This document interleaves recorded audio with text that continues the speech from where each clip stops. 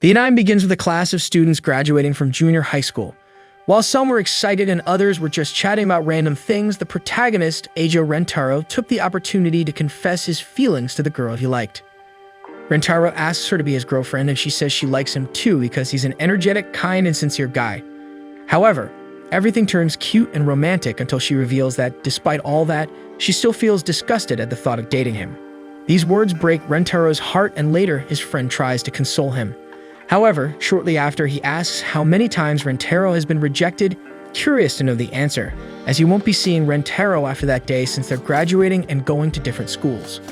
Rentaro then admits with a heavy heart that he has been rejected 100 times, leaving his friend amazed at his psychological strength to endure so many rejections.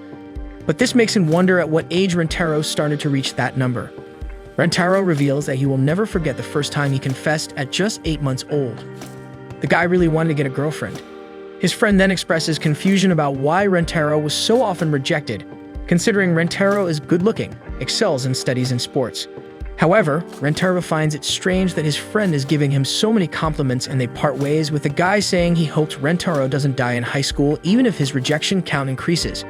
Desperate, Rentaro goes to the God of Love's shrine to plead for a girlfriend in high school, wishing to experience happiness as a student.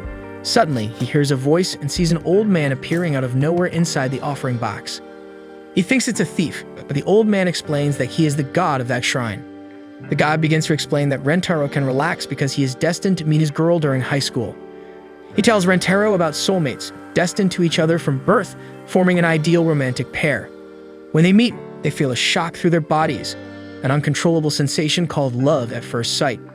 However, the god warns Rentaro to be cautious as only women feel it instantly, while for men, it develops over time. The god continues to explain that soulmates are destined to meet at a specific moment in their lives.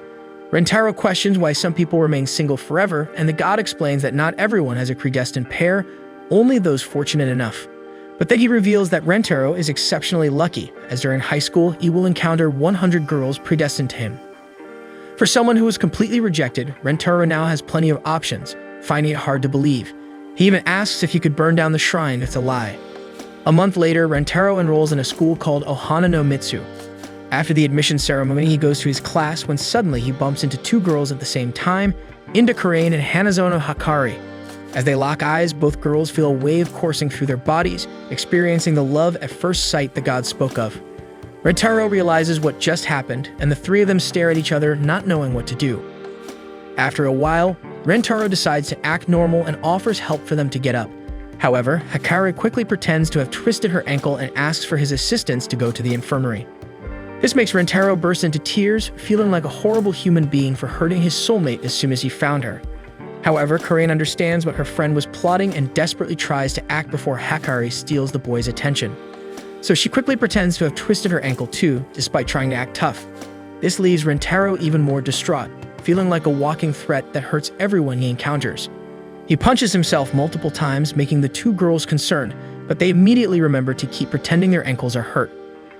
And so, Rentaro helps the girls to the infirmary, struggling to support both of them. They take advantage of the situation, pretending to be unsteady to get closer to him. This drives Rentaro crazy, feeling like the luckiest person in the universe.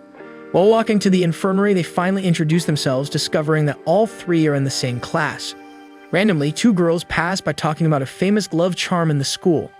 The charm suggests that confessing to the person you like by giving them a pink 4-leaf clover from the school field guarantees a relationship. Hakari and Karain overhear the conversation and immediately run off in search of the 4-leaf clover, completely forgetting about their supposedly injured feet. Later, 4 hours after the end of that day's classes, Rentaro finally becomes free to leave after spending those hours helping a teacher find his contact lenses. He thinks that since it took so long, the girls must have already gone home. However, as he passes by a window, he is startled to see the 2 of them working hard to find a 4-leaf clover. He's impressed that they spent 4 hours looking for a clover, which doesn't make much sense to him since he also spent that time searching for something. But seeing their effort to give him a clover, Rentaro decides he can't just stand there. So shortly after, he appears in the field and Karain quickly tries to act as if she wasn't looking for the 4-leaf clover. Rentaro asks where Hakari is, and she looks around realizing she's alone, assuming her friend must have gone to the bathroom. Then Rentaro offers a drink to her, but she accepts it, struggling to convey gratitude. But as much as Karain tries to act tough and pretend not to care, it's clear that she's in love, making both of them nervous, and she quickly leaves. As soon as she leaves, Hakari appears and Rentaro offers a drink to her too. However, before accepting, she thinks it's a good opportunity to try an indirect kiss and pretends that a whole can is too much for her, saying she can only manage to drink half. She thinks it's a perfect plan, but Rentaro is a cautious guy and had bought a smaller can in case the larger one was too much. She then resorts to mathematics, calculating that the smaller can still has 15 mol more than half of the larger bottle. Rentaro thinks that 15 mol is nothing, but as Hakari insists, he agrees to drink a bit, struggling to figure out how much he should drink to get the right amount. However, as soon as Rentaro hands her the can to drink, he realizes that an indirect kiss is about to happen and freaks out, making Hakari startled and drop the can on the ground. She's devastated, and Rentaro is surprised at how much she liked that juice, not understanding the real reason for her sadness. Next, he offers a tissue to wipe her skirt because the juice had splashed on it. But this makes the girl unable to keep her feelings secret any longer. So she asks him out, apologizing for doing something so sudden, explaining that it felt like love at first sight. She says she knew she wasn't the only one who felt that way about him and didn't want to risk regretting not opening up. This catches Rentaro off guard, and he cries with happiness because for the first time in his life, a girl is confessing to him. But before he can say anything, Karain returns, becoming desperate at the scene. She knocks over a bunch of cans, explaining that she bought them because she didn't know what flavor Rentaro liked. Then she makes it clear that she's mad at her friend for confessing to him. Hakari tries to pretend she didn't know that Karain also liked him, but Karain says she heard her saying she knew she wasn't the only one with feelings for the guy. Only after saying all this, Karain realizes that she unintentionally confessed her feelings too. Then she overcomes her difficulty in opening up to make a better confession, asking Rentaro out. Now the guy who has received 100 rejections in his life has two beautiful girls waiting for an answer to know which one he will date. So nervous that he can't give an immediate response, they agree to wait until the next day. However, he's torn because both girls seem amazing. Unable to come to a decision, Rentaro returns to the shrine to talk to the god of love. However, the god doesn't help much, explaining that as both are his soulmates, choosing either one would be an ideal option, with no wrong decision. Rentaro then asks how other people manage to decide in such a situation, but the god reveals that usually each person has only one soulmate, confessing that there was an accident on the day Rentaro was born. However, what happened was that the god liked TV a lot and got distracted at work, mistakenly marking 100 soulmates for Rentaro because he gave the program he was watching at that time a perfect score. Rentaro finds it extremely irresponsible of the god because instead of being happy to find his soulmate, he was tormented by the dilemma of which one to choose. To make matters worse, the god explains that people who have a soulmate but don't end up with them for some reason can't bear it and lose their lives. In other words, the girl Rentaro doesn't choose will die. This only makes the decision even more difficult. So not to harm either of the two, he devises a plan to pretend to reject both requests, then talk to them separately, accepting the relationship and making up that they have to keep it a secret to not hurt the other so he could save both. The next day, Rentaro shows up at school all dirty, and the girls seem anxious to know the decision he made. However, Rentaro surprises them by asking both of them to be his girlfriends. The previous night, just after devising his plan to secretly date both girls, Rentaro realized how wrong it was. The two of them had made an effort to confess, and he understood how difficult that was. So he decided to be honest with them. He explains that he likes both of them very much and couldn't choose, but promises to make them happy. Karain finds it absurd and starts saying that she won't accept such a thing. However, Rentaro then hands a pink 4-leaf clover to each of them. He had called the teacher, he helped find his contact lenses, and asked to enter the school during the night, spending the entire night searching until he found 2 clovers. He explains that he thought they would like more romantic proposals and would be happy to receive the clover, as they spent hours looking for them the day before. But Karain continues to deny accepting the situation. Hakari then accepts his proposal because she loves him so much that, compared to a rejection, the fact that he dates another girl seemed like just a silly detail. Seeing her friend hugging the guy she loves, Karain also ends up accepting his proposal. Rentaro then promises to make both of them happy, relieved that he managed to save them.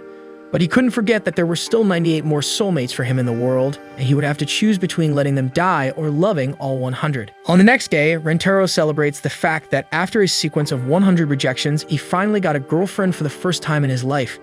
He was so happy that he began talking about the street lamps, saying that he not only had 1 but 2 girlfriends, and they were going to school together, just as he had always dreamed.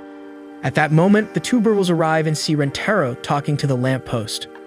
He explains that he is so happy to be dating both of them, and Karain starts to say that if he wanted to talk, he could talk to her. However, the girl becomes so nervous that she can't finish the sentence. Then Hakari is the first to take action, holding Rentaro's hand. The guy gets nervous about holding a girl's hand, and Karain gets a bit jealous of the whole situation. So Rentaro decides to hold her hand too, making the girl blush.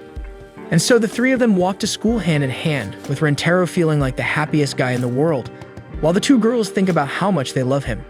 To avoid awkward silence, they start repeating non-stop how good the weather is. An old lady overhears their conversation and thinks about how young people these days care about the weather.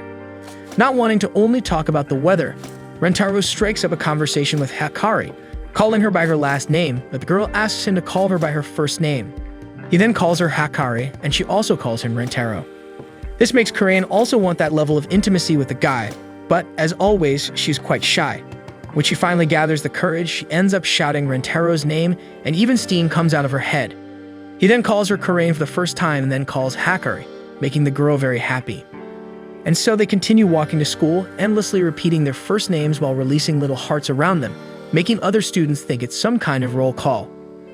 Suddenly, they see a student running desperately being chased by a crazy woman. The two recognize her as the vice principal, who is extremely strict about school rules. If she catches any student running in the hallways, she chases them wherever they go until she catches them to apply her punishment: a kiss, which undoubtedly gives students both psychic and physical trauma. The two explain that no one has ever escaped this punishment, and that's why they call her Sonic Witch, as the woman is a real monster. This makes Hakari wonder if Rentaro has ever kissed a girl, but he explains that the two of them are his first girlfriends, and he has never kissed anyone before. This intensifies their rivalry because both girls want to give Rentaro his first kiss. During lunchtime, the three sit down to eat together on the rooftop, and Karain notices a kitten sleeping peacefully nearby. While Karain watches the animal, Hakari takes the initiative again, offering Rentaro a taste of her rolled omelette. She feeds him and asks what he thinks. Rentaro replies that it's the best food in the galaxy. Then Karain, not wanting to be left behind, says that she made some cookies. She goes to feed him just like Hakari did, but she is so nervous that she closes her eyes and accidentally hits the guy's eye with the cookie. After Rentaro eats the cookie, he comments that it's also the best in the galaxy, making the girls wonder how many galaxies exist in his head. Next, Hakari has an idea and offers a baki to Rentaro. She asks him to open his mouth, but when he realizes Hakari is also holding the other end with her mouth, he notices how beautiful his girlfriend is while she starts eating the baki and getting closer to giving him a kiss, making Karain desperate. In a hurry, she grabs a baki to join in, but ends up hitting the guy's other eye. Her hair still makes him sneeze, causing him to break the baki that Hakari had. Rentaro ends up with both eyes red, and Karain invents that he might be catching a cold and should kiss her to pass on the cold. Rentaro gets nervous seeing Karain's face so close, but seconds before they kiss, Hakari prevents the situation from continuing by pushing the girl away. She says that they can't be sure if he's really sick, and to find out, they should measure the temperature with their foreheads and lips. However, Karain interrupts them, saying that the best thing to do is mouth-to-mouth breathing. The situation starts to get out of control, with the two girls becoming more determined to outdo each other. Rentaro realizes that something is happening and asks if the reason for the fight is because both of them want to kiss him. Rentaro says they could have just asked, as he also wanted the same. However, the two girls ask which one of them will be the first to kiss him. Karain questions Hakari for trying to kiss Rentaro before they even made a decision, but the girl responds that she did the same. Rentaro understands what the problem is and says they don't need to fight because he has devised a perfect plan to resolve the situation. The two ask how that was possible since he just started dating them the day before. However, Rentaro explains that he was so excited that he couldn't sleep at night thinking about their future, spending the night imagining different scenarios and situations to make both of them happy. This makes them think about how much they love him. Rentaro continues by saying that regarding the first kiss, they could resolve it without knowing who got the first place. In this way, both of them would have an equal chance of having given the first kiss, and he would have the feeling that it was both of them. However, they question how that would work because if they did it in different places, even if they didn't know, he would know who was the first. He then continues to explain his plan. The three would be blindfolded and the two girls would stand at a specific point while playing a song at maximum volume on repeat, ironically named The First Kiss. This way, no one would hear footsteps or sounds. They would have to roll dice to decide the position where they would stand, and when they were ready, they would send him a message. Then Rentaro would roll a die to decide whether to start from the left or the right and put on his mask to go to them without knowing who he was going to kiss first. He would kiss both of them in a time when there was no way for them to guess who he kissed first. After that, he would return to the starting point and make them change positions again so that none of the three could figure out their positions, leaving only the happy memory of their first kiss. Hikari finds that plan brilliant, but Karain thinks there are many ways to cheat. Rentaro says he has a solution to fix this flaw, but his idea is for the three of them to swear with their pinkies not to cheat. Despite being a childish idea with no guarantee that they would keep their promise, for Rentaro, it was impossible for someone to break a pinky swear. He acts so innocently that the two decide to really keep the promise. And so they begin the plan, but at that moment, Rentaro realizes that with everyone blindfolded, there is a great chance of them hitting each other's heads, resulting in a disastrous first kiss. To avoid such a scenario, he decides to reach out with his hand first to locate himself. However, despite his intention to touch the shoulder, he ends up grabbing another part of the body, immediately identifying that he went to Hikari first. With the plan going wrong, he removes Karain's blindfold, telling them they should start again. She is unaware of what happened, but agrees to start over. However, as Rentaro is almost reaching the two girls again, the kitten that was sleeping wakes up and decides to go to Karain. As the kitten touches a place it shouldn't, she thinks it's Rentaro and kicks it. Only after attacking the poor thing does she realize it was the kitten that bothered her. So Rentaro tells Hikari that they will have to start again, and the girl is super confused about what happened. And thus, they try over and over again, but each attempt goes worse than the previous one, with one of the attempts almost making Rentaro fall off the rooftop. They realize that the plan is much more complicated than it should be, and Karain comments that she already imagined it wouldn't work. However, Hikari defends Rentaro's plan and accuses her of being the reason it didn't work, because every time Rentaro went to her, he ended up injured. The two start to fight, and Hikari asks her to stop hurting her boyfriend. This only makes the fight worse, with them competing for Rentaro even more. Seeing the two fighting so much for him, Rentaro feels guilty, thinking that all that trouble was because he was an inexperienced boyfriend who had never kissed before. So he runs through the hallways calling the vice principal. Immediately, the woman appears and starts chasing Rentaro, determined to give him his punishment. She attacks him monstrously, but before she could do anything, Karain holds the woman with all her strength, while Hikari takes the opportunity to scream as if she had seen the inspector of the Ministry of Education. Afraid of losing her job, the vice principal leaves Rentaro alone, finding another victim. The two then ask why Rentaro did that, and he explains that he wants his two girlfriends to get along, and if the reason for the fight was his first kiss, he preferred to throw the kiss in the trash. This makes the two girls say at the same time that instead of wasting his first kiss like that, with someone he doesn't even like, they prefer to accept him giving the first kiss to the other girlfriend. Although they are rivals, the two know that they truly love him. This makes Rentaro so happy that he hugs both of them, leaving them in love. He then takes them to the rooftop again and explains his initial plan to solve that problem, which was much simpler than what they tried. The three could give a kiss at the same time, but Rentaro had discarded that idea because it would make the two girls kiss each other. They get nervous and deny the idea, but after thinking for a while, they accept it. The three hold hands and give a kiss at the same time, but Rentaro thinks it looks much more like some kind of ET summoning ritual. Regardless of whether they summoned a space creature or not, the two successfully shared Rentaro's first kiss. The next day, they go to the school library to look for a recipe book to learn to cook more things for Rentaro, although Karain doesn't admit it's for him, unlike Hikari, who was already clear that she wants to cook different dishes for her beloved. So Karain finds a book called Recipes to Capture Your Boyfriend's Heart. Hikari decides to take a look at it too, since the title is exactly what both of them were looking for, but Karain didn't want to share the content with her, starting a fight over the book. Rentaro says there's no reason for them to fight after all, they had already kissed each other. This makes them extremely embarrassed. He then explains that he was just joking and decides to go look for a book for himself.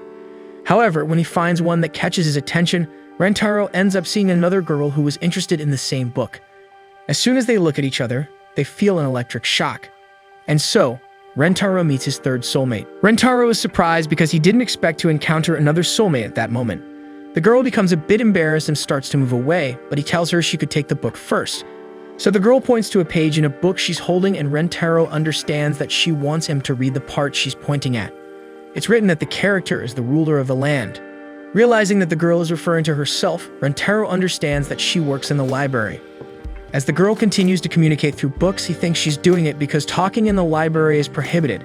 So when the girl asks what he's looking for, Rentaro responds with gestures. The girl doesn't understand and asks why he doesn't open his mouth, but this prompts Rentaro to say that he should be asking her that. Feeling bad, the girl starts pointing to various sentences in the book to apologize and explain that she has difficulty speaking, which is why she'll call someone else to assist him.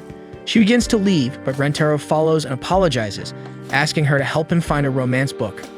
Rentaro explains that he's looking for a recommendation for a story where characters overcome difficulties to live happily ever after. The girl listens attentively and is excited to help. Immediately, she starts looking for books like the ones Rentaro was searching for. He is amazed to see how committed she is to helping, but is astonished by the stacks of books she has separated for him in the end. Realizing what she did, the girl immediately points to her book, apologizing and telling him to choose the one he likes. However, to her surprise, Rentaro says he'll take them all since they were her recommendations. But then, Rentaro discovers that it takes a week to get his library card, so he can't borrow any books for now. Seeing how much Rentaro wants to take a romance book, the girl offers to lend him the book she was using to communicate since it's not part of the library. Rentaro finally asks for her name, and the girl introduces herself, showing her library card. With that, Rentaro learns her name is Yoshimoto Shizuka, and they are in the same class. He apologizes for not recognizing her, explaining that he hasn't memorized all the faces in the class, and then introduces himself.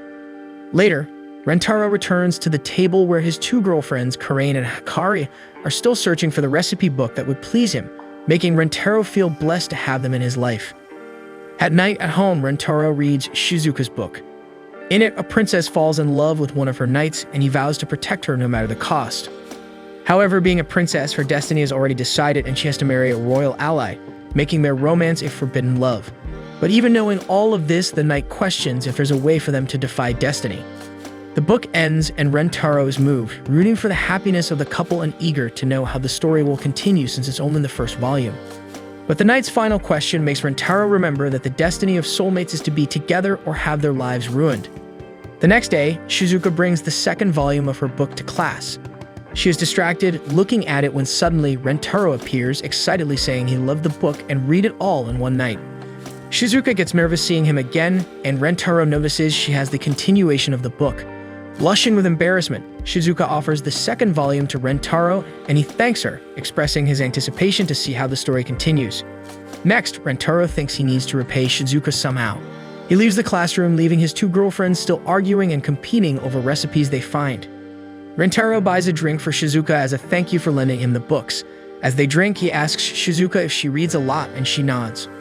Rentaro enthusiastically explains that it makes sense, given she knows such an incredible romance work like the book he's reading.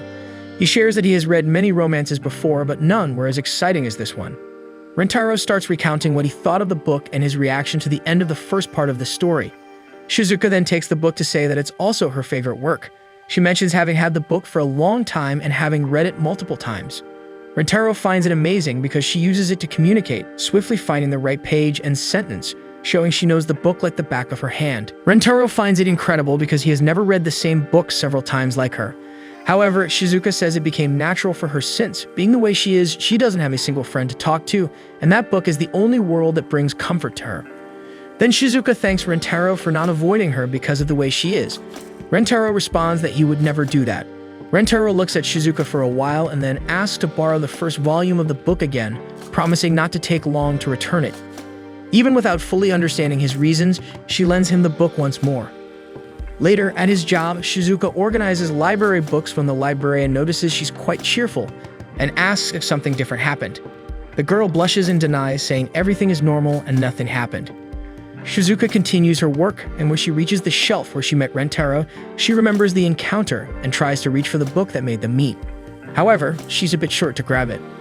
The next day, Shizuka brings another volume of the book she's lending to Rentaro to class, but she doesn't find him, and the same happens the next day. 3 days later, not meeting Rentaro, she finally sees him talking to Karain and Hikari. The two comment that he's been very sleepy lately, and Rentaro says he's been staying up late. This worries the two girls, but when he asks if something is wrong, they deny. Being quite sleepy, Hikari gives him a kiss on the cheek.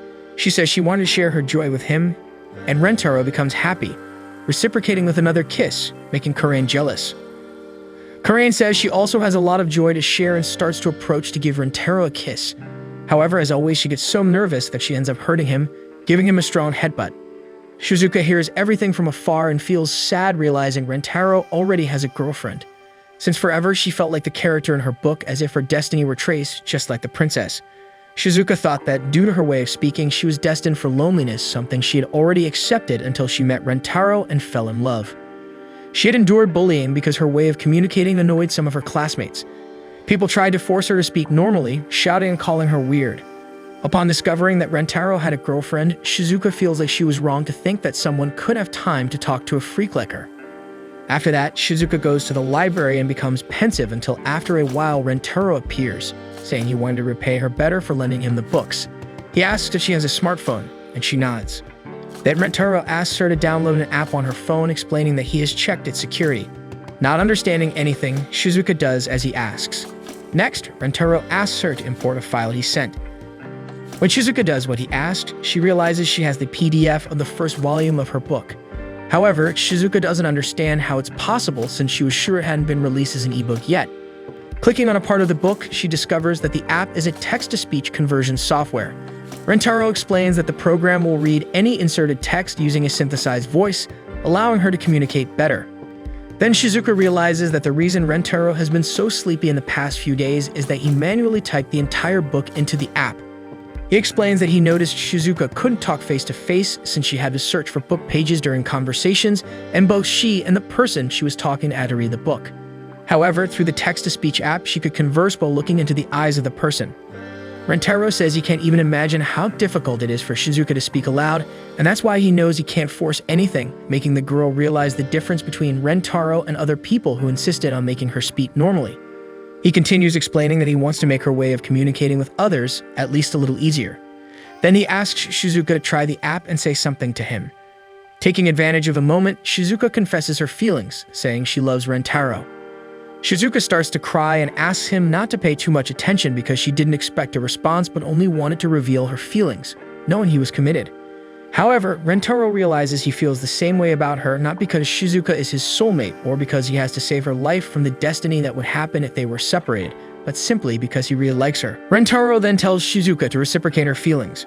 She responds by clicking on a part of the book that said they were destined never to be together, feeling once again like the princess in the story.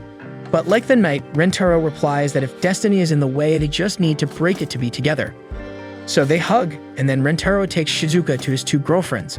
He explains the whole situation and asks for their permission to make Shizuka his new girlfriend. The poor girl is terrified of their reaction, and Karain really freaks out about it. She argues with Rentaro, finding the request absurd, but unlike her friend reacts in the opposite way.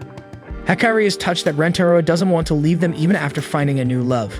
Karain asks what was happening for everyone to act as if it were normal, but Rentaro assures that he didn't transfer any feelings he had for the two to Shizuka, as the girl had a completely new space in his heart, just as they also had their own space.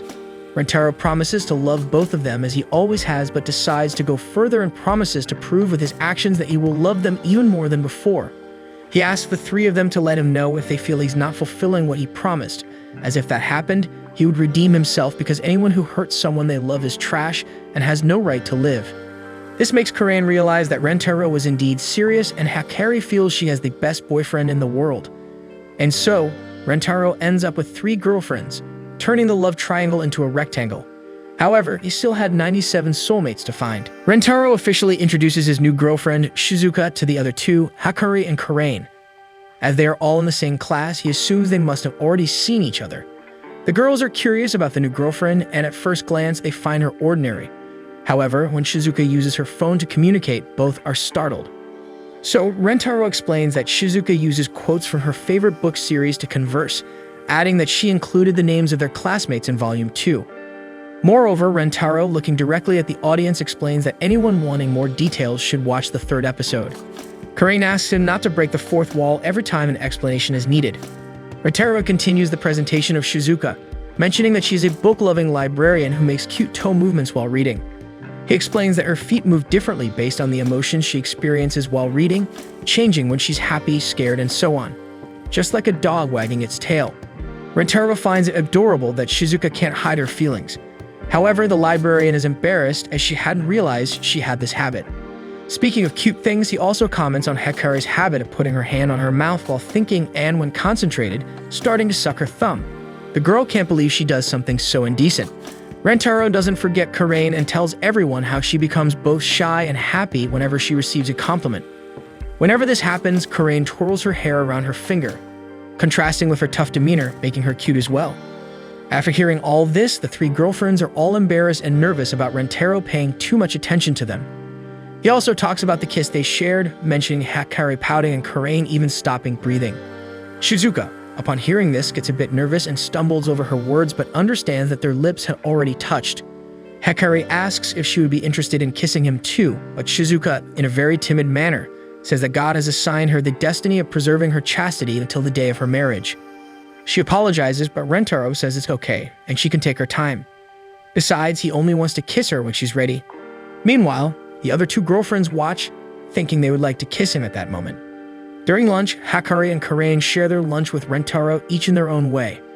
Hikari does it gently, and Karain does it in a bossy manner. The two start fighting while stuffing food into the boyfriend's mouth. Just watching, Shizuka becomes a little scared and eats her lunch alone. After lunch, Hikari and Karain are still at war for Rentaro's attention, and Rentaro notices that Shizuka is keeping to herself. He believes it's challenging to make friends with the others right away, so he came prepared.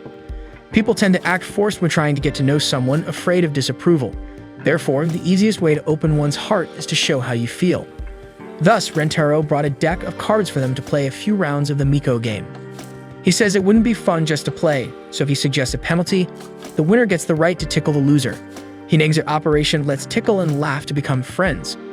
When they hear this, the girlfriends are determined to win because they really want Rentaro to tickle them. So the game begins. Rentaro wins the first round and Karain is the loser. She pretends to be sad about losing but can't hide the smile on her face. Rentaro starts the tickling session, but Karain holds back her laughter, saying she didn't feel a thing. He questions the point of pretending to be tough and continues with the tickling, trying all parts of her body, but she remains steadfast without laughing. This way, Rentaro realizes that it seemed like he was doing something indecent and feels embarrassed. In the second round, Rentaro is again the winner and Hikari is the loser. Unlike the previous one, she doesn't try to hide her happiness and jumps for joy. Hikari says she's ready, then opens her blouse and her melons bounce forward. Karain gets mad and covers them again, asking who told her to undress and declaring that it was forbidden to take off clothes. Rentaro starts tickling Hikari, and she laughs heartily, feeling his hands and fingers all over her body. Suddenly, she feels something and pushes Rentaro away from him to stop immediately. She says she's weak and couldn't handle it, but in reality, she was almost bursting with happiness. In the third round, Rentaro is the winner, no surprises, and this time, Shizuka is the loser. He feels like the universe wants him to tickle all of them and gets excited about Shizuka's turn because he wants to hear her laugh. He starts tickling her, but she laughs using her phone. He is surprised to discover that she also laughs through the phone, and she replies that it might be sad. But that's her way. Nevertheless, Rentaro still finds her adorable while laughing and decides to continue. Shizuka laughs without making a sound but squirms on her back. Karain says it should be the most pleasant laughter to the neighbors in history. Then Karain and Hikari remember that Rentaro hasn't lost yet. Therefore, his next mission should be to tickle him. So the two enter a dispute to see who will touch the boyfriend's body first. The fourth round ends, and this time Rentaro is the loser, and to the sadness of the other two, Shizuka is the winner. The boyfriend gets into position and calls Shizuka, saying she can come. Hikari and Karain are lying on the ground, dying of jealousy but can't do anything. Shizuka approaches very shyly and with trembling hands just pokes Rentaro. However, that causes more tickling than he imagined, and he can't stop laughing. Hikari doesn't understand because that was the perfect opportunity to touch her boyfriend's body as much as she wanted. Even if her hand went through some parts, she wouldn't be reproached. But Shizuka is just poking. Then she worries that Rentaro might be attracted to Shizuka's reserved and timid manner. Hikari always used her cuteness as a calculated move, often being called a fake cutie. On the other hand, Shizuka was so shy, sincere, and fragile that anyone would want to protect her. That's why she recognizes that Shizuka is a strong rival. Rentaro laughs too much and needs to go to the bathroom. When he comes out, the three are alone. Karain faces Shizuka and asks what her deal is if she was acting that way to make her jealous. Shizuka says it's not true, but Karain argues that she was the only one not trying to get close to Rentaro. She was poking while knowing she would like to touch his body. Karain questions why the girl was holding back so much. Hikari says maybe she was scared because Karain was always shouting. But then Shizuka says that the two were already Rentaro's girlfriends before her, so she who arrived later shouldn't interfere. Karain insists that she was already an official girlfriend just like the two of them, so she didn't need to hesitate. She gets irritated seeing the librarian all withdrawn without saying what she really desires. Hikari provokes Karain, saying it's funny coming from someone who also hides her feelings. So Shizuka decides to be honest and tell the truth. Deep down, she could hardly bear the fear of the other two. Hikari behaves elegantly and gracefully, has a lot of femininity, and a very beautiful body. Karain is a beautiful girl with a face of desirable characteristics, besides having a confidence that matched everything. Next to the two, Rentaro would normally compare them, and that's what Shizuka feared the most. The other two girls melt after hearing something so cute. Shizuka says she's common and boring, has a child's body, and a sad and reserved personality. Walking alongside them, the difference would be glaring. Karain admits that Shizuka is quite pretty, has a small and quiet demeanor, which she finds cute and very feminine. Feeling bad, she apologizes for getting irritated. Hikari says that Shizuka doesn't need to worry because Karain is always angry. Moreover, Rentaro loves them more than they can imagine, and he knows that he must find positive points in her. Then Karain insists that she shouldn't be repressed because of them, and if she has something to say or wants Rentaro to do something, she shouldn't hesitate. Moreover, they ask her to use their first names because she doesn't need to address them by their middle names. After all, they are all his girlfriends. Meanwhile, Rentaro observes everything through the door window. He is surprised because he didn't think everything would go so well. When Shizuka was tickling him, he noticed that Karain was staring at the girl, and that would cause trouble, so he needed to do something quickly. Rentaro believes that if they end up making all of them hide their feelings every time he gets worried, anxious, or afraid, the distance between them won't decrease. Therefore, he needed to take the first step. Thus, as he had thought, Karain wasn't really angry. She just wanted the best for Shizuka, and Hikari intervened so that the anger wouldn't be directed at the new girl. Seeing this, Shizuka gathered courage to tell the truth. In the end, he is moved and cries to see the girls' unity. Rentaro comes back from his bathroom break, and Karain says they need to go back to the punishment of the game because those pokes don't count as tickles. Thus, Shizuka will tickle for real this time, and Hikari is excited and encourages the girl. Seeing how much the others are helping, Shizuka needs to respond in kind to that kindness. So she gathers courage and says she wants to kiss Rentaro. Everyone is surprised, and the girl reveals that what she said before about God assigning her the destiny to preserve her chastity until marriage was a lie. Deep down, she would really like a kiss from her boyfriend. Rentaro feels flattered and very happy. The girl then pouts, waiting for the kiss, but Rentaro just strokes her hair. He apologizes and says it was automatic because she was too cute. She grabs his hand and brings it to her face. Then finally, Rentaro kisses her with care and tenderness, and Shizuka immediately turns all red with embarrassment, with stars blinking over her head. The girl is frozen, and Rentaro starts poking her to see if everything is okay. Hikari tells Karain that now that she made Shizuka be so honest with her feelings, it was time for her to be honest too. She says she has nothing to declare. Therefore, since she won't, Hikari goes to Rentaro and says she would also like a kiss. She asks if it's still enough and if she hasn't lost her appeal to Shizuka. He replies that no, because all of them are the cutest girls in the world. So Rentaro puts his arms around Hikari's shoulders and kisses her. He calls Karain, but she still maintains the tough posture and doesn't admit her feelings. In fact, she says that if he wants to kiss her so much, she can do it for him, even without much interest. However, not being able to hide it, she promptly gets into the kissing position. Rentaro then hugs Karain and calls her cute. She gets embarrassed, becoming even cuter. She gets nervous and calls him a fool while punching his chest. Despite this, Rentaro still says he wants to kiss her, and the girl finally admits that she wants it too. After that, they kiss. The three girlfriends are completely hypnotized by love, and Rentaro thinks they are great girlfriends and is very grateful for all of them, thinking about how he can be so happy. They say that this is his line, and all four laugh together. A few days later, Shizuka, Hikari, and Karain went to check the results of the grades that the school had made available for all students, while Rentaro went to the classroom to retrieve his cell phone that he had left behind, a device important to him because it contained memories of his girlfriends. Upon reaching the classroom, Rentaro found his cell phone but noticed that a classmate was still studying. He approached the girl to ask why she wasn't with the others to see the test results. The girl named Ie Nano replied that going there would be a waste of time as she already knew her score would be the highest. As Ie made eye contact with Rentaro, both felt a wave coursing through their bodies. The girl was one of his 100 soulmates. Rentaro understood what had just happened. After all, he had experienced it 3 times before. However, unlike the other girls, Ai simply ignored what she felt and continued studying as if nothing had happened. Rentaro then asked if she didn't want to see the results with him, but the girl insisted that it would be a waste of time, not stopping her studies even to respond to him.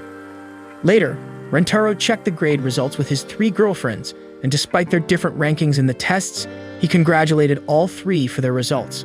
Rentaro then noticed that indeed, Ai was in first place, just as she had said. requiring her to have aced all subjects in school. He asked the three girls if any of them knew Aijo, and all explained that they had never spoken to her, and all they knew was that Aijo was very focused on her studies. Karain mentioned hearing rumors that Aijo could answer any question, regardless of the subject, earning her a reputation as a highly advanced AI. Later, during class, the teacher asked all students to study onion cells through a microscope and sketch the results. Ironically, Rentaro teamed up with Aijo, while Shizuka, Hakari, and Karain worked on the exercise as a trio. With only one microscope per table, Rentaro fetched his and Aijo's, while unlike his three extremely cute girlfriends, Aijo had a more elegant and beautiful demeanor. When Rentaro returned to the table, he was startled to see that the girl was merely copying the cells drawn in the textbook instead of using the microscope as she should. Aijo explained that it was more efficient that way, finding the task pointless since scientists had already provided all necessary answers. As the teacher approached, Rentaro asked them to use the microscope properly, and Aijo agreed. However, when Rentaro realized she was still using the microscope to continue copying the drawing from the textbook, making Rentaro understand why everyone called Aijo an AI. She had a cold and rational mindset like artificial intelligence. He then took their onion and started to cut a piece, accidentally injuring his finger. Rentaro washed the wound but thought it best to go to the infirmary. Aijo observed him washing his hands and suddenly put his finger in her mouth, explaining that saliva was the most efficient way to treat the cut, containing antimicrobial agents. She justified it by saying it was a small cut, so antiseptic wasn't necessary. The situation left Rentaro all red, and he began to notice the girl, realizing how long her eyelashes were and how smooth her skin was. Meanwhile, his three girlfriends continued the exercise without noticing what Rentaro was doing. After class, he put a band-aid on his finger, and while all students left, he rushed to thank Aijo for her help. Rentaro offered to repay her by buying a soda, a trick he used with all of his other soulmates. However, unlike them, Aijo refused the offer, stating that soda was not the best drink for hydration, as even her diet had to be efficient. Rentaro then expressed his desire to get to know Aijo better, but the girls saw no point in it. She didn't like wasting time on hobbies, vacations, or any other fun activities, as they wouldn't help improve her academic grades or performance. Rentaro tried to explain that grades aren't everything in life and that having fun has its value. However, for Aijo, all of that was just a waste of time. She left, and Rentaro wondered if that girl was indeed his soulmate. At home, Aijo studied as usual, but unlike other times, she couldn't concentrate because she kept thinking about Rentaro. She didn't understand why she was thinking about him or why she had put her mouth on his finger, aware of the risk of infection. Aijo thought that distraction was a waste of time and started writing the number pi on her board. However, she couldn't get Rentaro out of her head and began writing the number pi multiple times, desperate for wasting so much of her life. Because of this, the next day, she confessed her feelings to Rentaro, saying that she had concluded she was in love with him. Rentaro replied that he felt the same way and would love to be her boyfriend, but the girl declined. Aijo explained that she only did it to put an end to that love and was expecting him to refuse. Since he didn't, she refused herself. Rentaro asked why it had to be like that since they liked each other, and Aijo responded that obviously, a romance between teenagers leads nowhere, being a complete waste of time, and she would never go out with him.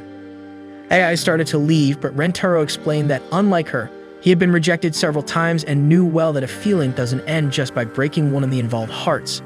He made it clear that he would continue to be in love with her the same way, making the girls start thinking about the number pi to regain focus. He then asked Aijo to go out with him just once, explaining that if he couldn't win her over on that single date, he would give up on his feelings.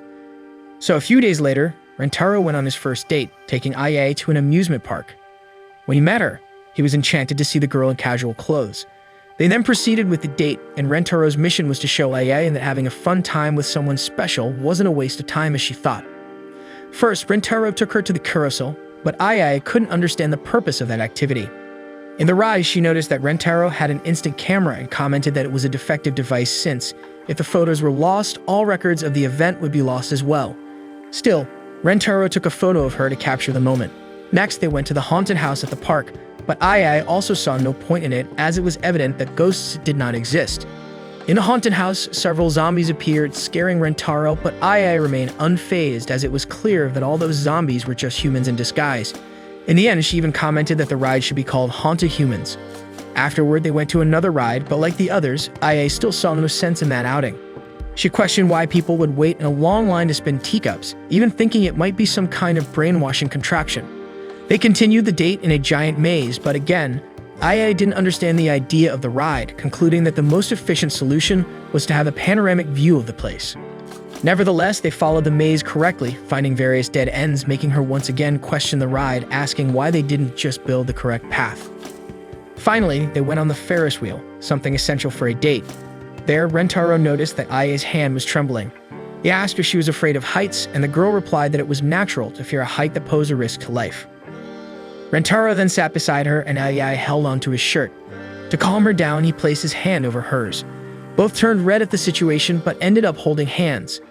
At the end of the date, Rentaro looked at the photos and realized that Aijo was bored in most of the rides except for one of them. The girl found it strange how he noticed that, as people always commented on her seeming emotionless. Rentaro explained that it wasn't difficult to understand if she paid attention and said he was glad she had enjoyed the ride. The AI agreed that she liked the date more than she had expected, but for her, it was nothing more than just fun. AI apologized to Rentaro but explained that she still saw such outings as worthless. He responded that there was no need to apologize as everyone has a different experience, and he was happy that she was sincere. Rentaro said it was a pity, but since it was such a meaningless day, there was no reason to keep the photos as a memento. He took out his lighter and slowly began to approach it to the photos. Aijo remembered the date and realized that if she lost the photos, she would lose all the records of the event. As soon as they started to burn, Aijo quickly took the photos from Rentaro's hand. He explained that there was no way to lose what you don't have. But at that moment, Aijo seemed afraid of losing something, proving that she had gained something she didn't have before the ride. Rentaro showed her that there is value in moments of fun, and enjoying those good moments is what gives meaning to our lives. Then I started crying and Rentaro lent her a tissue. After a while, she calmed down and said she would disinfect the tissue before returning it.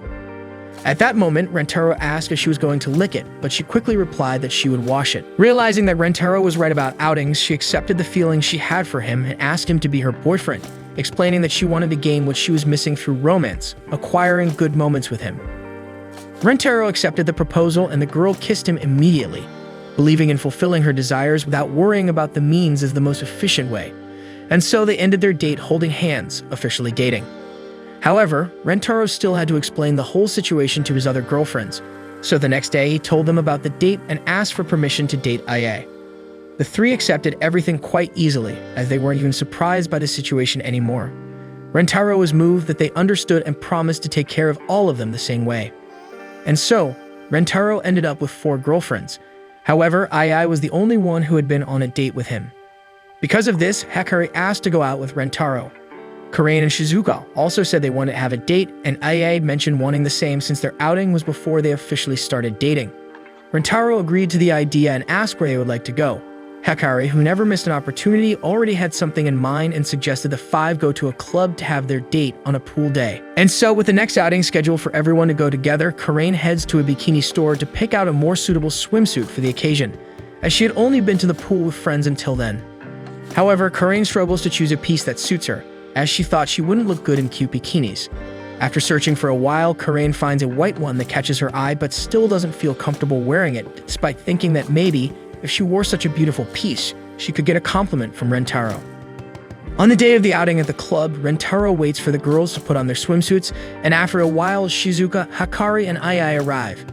Seeing them in bikinis, Rentaro thinks he can relax, but Shizuka feels embarrassed for wearing a one-piece swimsuit. She explains that she thought all students wore that type of swimwear but realized she was the only one. Rentaro reassures Shizuka, expressing pride in her modesty for wearing a school swimsuit, considering her a national treasure for this gesture. He then notices Karain is missing. At that moment, she appears, still dressed. Rentaro freaks out, thinking Karain is there without finishing dressing, but she explains she is wearing a bikini, with clothes on top because she feels cold. Karain says she'll rest while the others have fun, but Rentaro and Hakari suggest it might be better for them to leave and come back on a day when everyone is well to enjoy the outing. However, she insists she'll be fine resting. Aijo then helps Karain by showing her a spot in the club that seems to have more effective sunlight to warm up. Karain thanks her for the help and tells Aijo she doesn't need to worry, but the girl clarifies that they're not close enough for her to be concerned, irritating Karain. Shizuka offers to rest with her for company, but Karain thanks her and says she'll be fine alone. Rentaro then goes to enjoy the pool with his other 3 girlfriends. However, the water current is too strong and Shizuka loses control of her float. This leads Aijo to think that it's a perfect spot for survival training to prepare for unforeseen scenarios, so she decides to swim against the current. Meanwhile, as always, Hakari takes action to get closer to her boyfriend. She uses the current as an excuse to cling to Rentaro, making him uncomfortable. Aya decides to do the same and show her feminine side more efficiently and directly. This situation affects Rentaro so much that he faints in the pool. Aya notices his weak pulse and lack of breath. The two girls then pull Rentaro out of the water and decide to save him with mouth-to-mouth resuscitation. Hakari tries to perform the rescue but loses focus in the process. Aya pushes her aside and decides to save her beloved on her own. She thinks she can't let Rentaro go because she still wants to learn many things from him, but during the mouth-to-mouth resuscitation, Aya also gets distracted. Hakari realizes the situation isn't going well and decides to take the rescue seriously, but once again loses focus while kissing Rentaro. Meanwhile, Shizuka is carried away by the pool current without knowing what's happening with Rentaro and the other girls. She tries to fight against the current, but Shizuka goes farther and becomes completely lost. She starts trying to ask for help from people around her, but no one can hear her cry for help over the cell phone audio. To make matters worse, her float deflates as it passes the pool's edge. Shizuka gets out of the water just in time for her float to completely deflate. However, she realizes she's on the other side of the pool, like an island in the middle of the water. She's trapped there alone. Back to Rentaro, he remains unconscious, and Hakari and Ai decide it's more efficient to call someone else for the rescue. But, as it involves mouth-to-mouth, they decide to look for a male lifeguard. The two run in search of help, but unfortunately run into three shady guys. One of them is interested in Hakari, and considers feeling the softness of her arm as a less criminal action than touching other parts of a girl without permission. Seconds before he grabs Hakari, Ai holds his hand to protect her. The guy thinks Ai did it because she was interested in him, but she defends herself by hitting his eyes, an efficient self-defense move. The guy's friends claim that Ai has to answer for her violence because being a woman doesn't mean she can do anything, completely ignoring the fact that Ai did it to protect Hakari. While the two girls are receiving threats from the two guys, Shizuka is stranded on the small island. Karain is mysteriously feeling cold in the club, and Rentaro appears increasingly lifeless. The guys tell Aya and Hakari to go with them, but Aya responds that she can go without questioning if they leave Hakari alone, and instructs her to find a male lifeguard to save Rentaro as soon as possible. Hakari questions why Aya is agreeing to go with them since seconds ago she protected her from one of the guys. Aya explains that if something happened to Hakari, Rentaro would be sad, and that's something she wouldn't want to happen. Hakari argues that it doesn't make sense because Rentaro would also be sad if something happened to her. However, for Aya, as she recently started dating Rentaro, unlike Hakari, who has been with him longer, it makes sense that he would be sadder if something happened to Hakari. The guys complain that the two are wasting time and ask if they're coming or not. Aya starts to say she will, but Hakari interrupts, saying neither of them will go with them. Aya doesn't understand why Hakari is doing this, and Hakari explains that their relationship with Rentaro started recently, so she doesn't yet understand how much he cares about all of them. The guy decides to force the two to go with them, but at the right moment, their boyfriends appear, standing in front of them, protecting the girls. Everyone is surprised that he arrived at that moment, and to get rid of Rentaro, one of the guys tells him to take the girl who is his girlfriend and leave. Rentaro then explains that both girls are his girlfriends. The guys think he's saying that to protect the girls and challenge Rentaro to kiss them to prove what he's saying. The plan was to catch Rentaro in a lie since he couldn't kiss another girl in front of his girlfriend. Rentaro questions it because he shouldn't do something to prove anything, but Hakari and Ai don't care much and kiss him. With that, the guys believe that Rentaro was telling the truth and think about how young people today have bizarre relationships. The three then leave him and the girls alone, and Hakari asks Rentaro when he woke up and how he found them. At that moment, Karain arrives running, commenting on how fast Rentaro is. A few minutes before, she was in the chair, observing how the other girls were enjoying the pool without being ashamed of their bodies when she saw Hakari and Ai on the other side, with the guy yelling because she hit his eyes. Confused about where Rentaro was, Karain goes to the pool with the current and finds the guy, now completely gray, lying on the ground. She gets worried about him and mentions that Hakari and Ai were in trouble.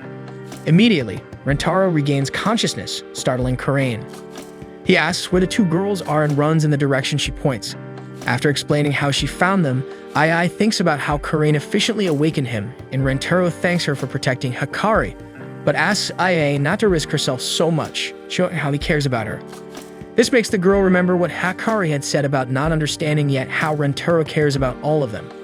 Later, Karain asks where Shizuka is, and Hakari says she hasn't seen her since they left the pool. Rentaro remembers she had a float and couldn't swim, panicking at the thought of what could have happened if the float had popped. He runs after Shizuka while she is still stranded on the small island, asking for help on her cell phone. However, no one can hear her due to the noises in the area. To make matters worse, her cell phone dies, leaving her unable to ask for help. Shizuka starts to cry, but then Rentaro appears, calling for her from the other side of the pool. However, as the place is crowded and he thinks she is still in the water, Rentaro doesn't notice Shizuka on the other side. Without her cell phone, Shizuka realizes her only choice is to use her own voice, and with great difficulty, she manages to call for him, albeit very softly. Rentaro, who apparently has excellent hearing, finally sees Shizuka on the other side of the pool. He jumps into the water and carries her to safety. This rescue prompts the girl to kiss him, and they both blush with embarrassment. Afterward, everyone finally gathers, but Rentaro says he wants to rest for a bit and asks the three of them to continue enjoying the water. He stays with Karain and takes advantage of being alone to say that he knew she wasn't cold, but rather embarrassed about showing her bikini, probably comparing her body to Ai and Hakari. Karain tries to deny it, but Rentaro points out that someone who is cold doesn't order a melon soda with ice cream. He explains that while Hakari and Ai have more attractive bodies, the two are exceptions for their age, as high school girls typically have bodies like Shizuka and Karain. Karain says she doesn't fit Shizuka's style either, as Shizuka is small and cute, while she is tall and not cute or feminine. Immediately, Rentaro asks Karain to stand up. She does, and he removes her clothes, revealing the white bikini she had seen in the store. Karain is incredibly embarrassed, but Rentaro comments that she looks great in that outfit and hugs her. The two get so close with the hug that they feel each other's heartbeats, and he explains that he can only get close to Karain because of the way she is. Rentaro says it's not about someone being better or worse. Everyone has their qualities, and he finds it impossible for Karain to be more attractive than she is. This makes her feel more at ease and confident to wear her bikini, and they kiss, realizing how much they love each other. Next, they go to the other girls who are having fun in the pool, and immediately Hakari compliments Karain's bikini, making her a little embarrassed. Later, with everyone gathered and ready to have fun, it's finally time for them to enjoy the outing. Thus, Rentaro takes advantage of the club's activities to have a cute moment with each of his girlfriends and other moments for them to enjoy all together. Days later at school, Rentaro is taken by his girlfriends who were eager to eat pancakes. On the way, he passes by the chemistry laboratory and sees a girl who gives him the shock that occurs when meeting a soulmate. The next day, Rentaro returns to the laboratory hoping to find the girl, but ends up finding another girl. She welcomes Rentaro and introduces herself as Yakuzan Kusuri, the president of the school's chemistry club. Then she offers him tea. Rentaro tries to explain that he only came to the laboratory to look for someone, but Kusuri insists that he should drink the tea. Rentaro accepts the tea and observes the girl's inventions while waiting for his soulmate to return to the laboratory. Kusuri enthusiastically presents a human magnet remedy, which is basically a drink that temporarily magnetizes the iron in the blood, just like a magnet. Kusuri makes Rentaro drink the remedy because the practical effects of the experiment are only known after testing. As soon as he drinks the liquid, his body becomes magnetized and starts attracting metals just like a magnet would. However, only later does the girl inform him that the drink will leave him constipated for 3 days. Later on, Kusuri shows that she has another drink and explains that it has the opposite polarity to the one she gave Rentaro. By drinking the liquid, she sticks to Rentaro like the other metals. He is enchanted by the girl's cuteness, but after a while stuck together, Kusuri realizes that the magnetism is stronger than she thought and they can't separate. Because of this, they would have to wait for the effects of the drinks to wear off, which would take 10 minutes. To make matters worse, Kusuri realizes only at that moment that she was holding back from using the bathroom and reached her limit. This causes Rentaro to panic. He tries to free himself from the girl while she explains that she held back during the experiments and therefore didn't notice earlier. Kusuri even says quite casually that it's not a problem because she was wearing a diaper and could relieve herself right there. After the effect of the drink wears off, they finally manage to unstick from each other, with Rentaro a little traumatized by a girl relieving herself while stuck to him. Kusuri shows herself to be a person fascinated by the effects of chemistry and introduces Rentaro to other experiments she created, such as a night vision potion and one that enlarges the body. Rentaro observes her all excited and thinks how Kusuri shines when talking about her inventions.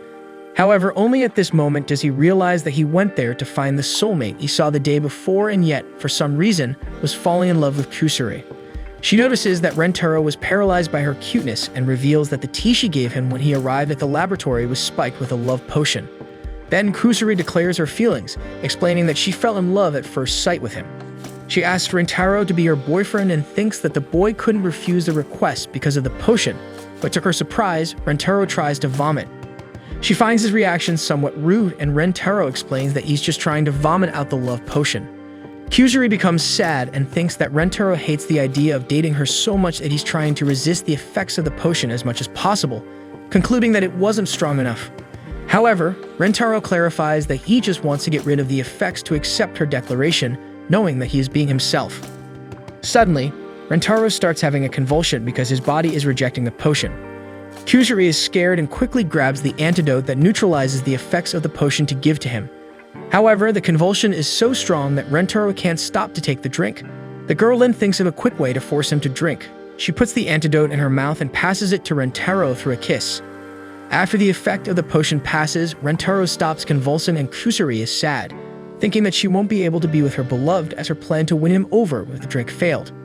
However, Rentaro explains that even without the love potion, he still finds her beautiful. The girl turns all red and thinks that, as the drink has already lost its effect, it means that he genuinely likes her. Kusuri then begs for them to date and says that she loves him too much as she loves her inventions. Suddenly, the girl starts changing, becoming larger and older than before. Rentaro is shocked by the transformation and recognizes that she is the girl he saw in the laboratory the day before. Kusuri says that she must have taken a bit of the neutralizer when she passed it to him through mouth to mouth, and that this is her true form. Kusuri explains that she failed in the immortality potion, and that's why she ended up with a different appearance, which was younger and smaller than her true form. Because of this, Kusuri could only stay in her real form for just a few dozen minutes as she got stuck in her younger form, which was not a problem for her because her shorter hair and better vision made experiments easier. Rentaro is in shock with the discovery and understands that this explains what he was feeling for Kusuri. After all, she is the soulmate he was looking for. Then, Rentaro pleads to date the girl, starting another relationship. Later, he tells the story of the two to his other girlfriends and asks for permission for all of them to accept the new girl. Ai says that dating several companions at once is more efficient, but Rentaro explains that he is not dating them for that reason. Kusuri introduces herself and talks about her passion for chemistry, and Rentaro says that, in fact, she is in that form because of one of his experiments, but the girl is already in the 3rd year. Next, Kusuri says that she has some experiments for the girls. She starts by showing what she brought for Karain: a potion to increase bust curves, another to stop her craziness, and another to become more feminine. This stresses Karain out, and she questions how Kusuri concluded that she needed these things. Immediately, Karain starts blaming Rentaro, accusing him of speaking ill of her. But Kusuri says that he only said that she is slender and beautiful. Immediately, the girl regrets and apologizes to her boyfriend for blaming him. Afterward, Kusuri offers a potion to Hakari, making a person sexier. Immediately, the girl gets excited about the idea and drinks the potion without hesitation. However, this makes her clothes melt, and Kusuri explains that there is nothing sexier than a person without clothes. Rentaro covers his eyes and offers his sweatshirt from physical education to the girl. Hakari puts on the sweatshirt and gets all excited about wearing clothes used by Rentaro, but wonders if he won't melt too. However, Hakari explains that the potion only works once. Next, she offers a potion to Shizuka, making the person gain rabbit ears, making the girl incredibly cute. Rentaro touches her ears, saying that it looks like a movie fantasy, but immediately, Shizuka turns red from feeling his touch. Rentaro deduces that she must have had the same sensation as a little animal when receiving affection and takes the opportunity to caress his girlfriend's ears. Finally, Kusuri gives a potion to Ai, allowing the girl to manipulate her hair as she likes efficient things, and this way she could have more arms to move at will. Ai doesn't waste a second. She drinks the potion and tests her new ability, cleaning Rentaro's face, who is enchanted by the smell of her hair. Then the girl grabs him to give a kiss to her beloved. Ida comments that she liked the invention, and Kusuri shows that she has several potions, each with a different effect and lasting 10 minutes, although they have a side effect that increases the chance of going bald. Rentaro thinks it's too high a price to pay, but Ai disagrees and asks if he would love her even if she went bald. Rentaro says he would love the girl whether she became bald, fat, or even possessed by aliens, although she says that in the last case, it wouldn't be her anymore. However, this makes Ai give up taking more potions. Later, the girls go to snack, and Karain recognizes that the experiments have their uses and asks what would have happened if she had taken the potion that increases bust curves. Kusuri then shows an illustration of the effect.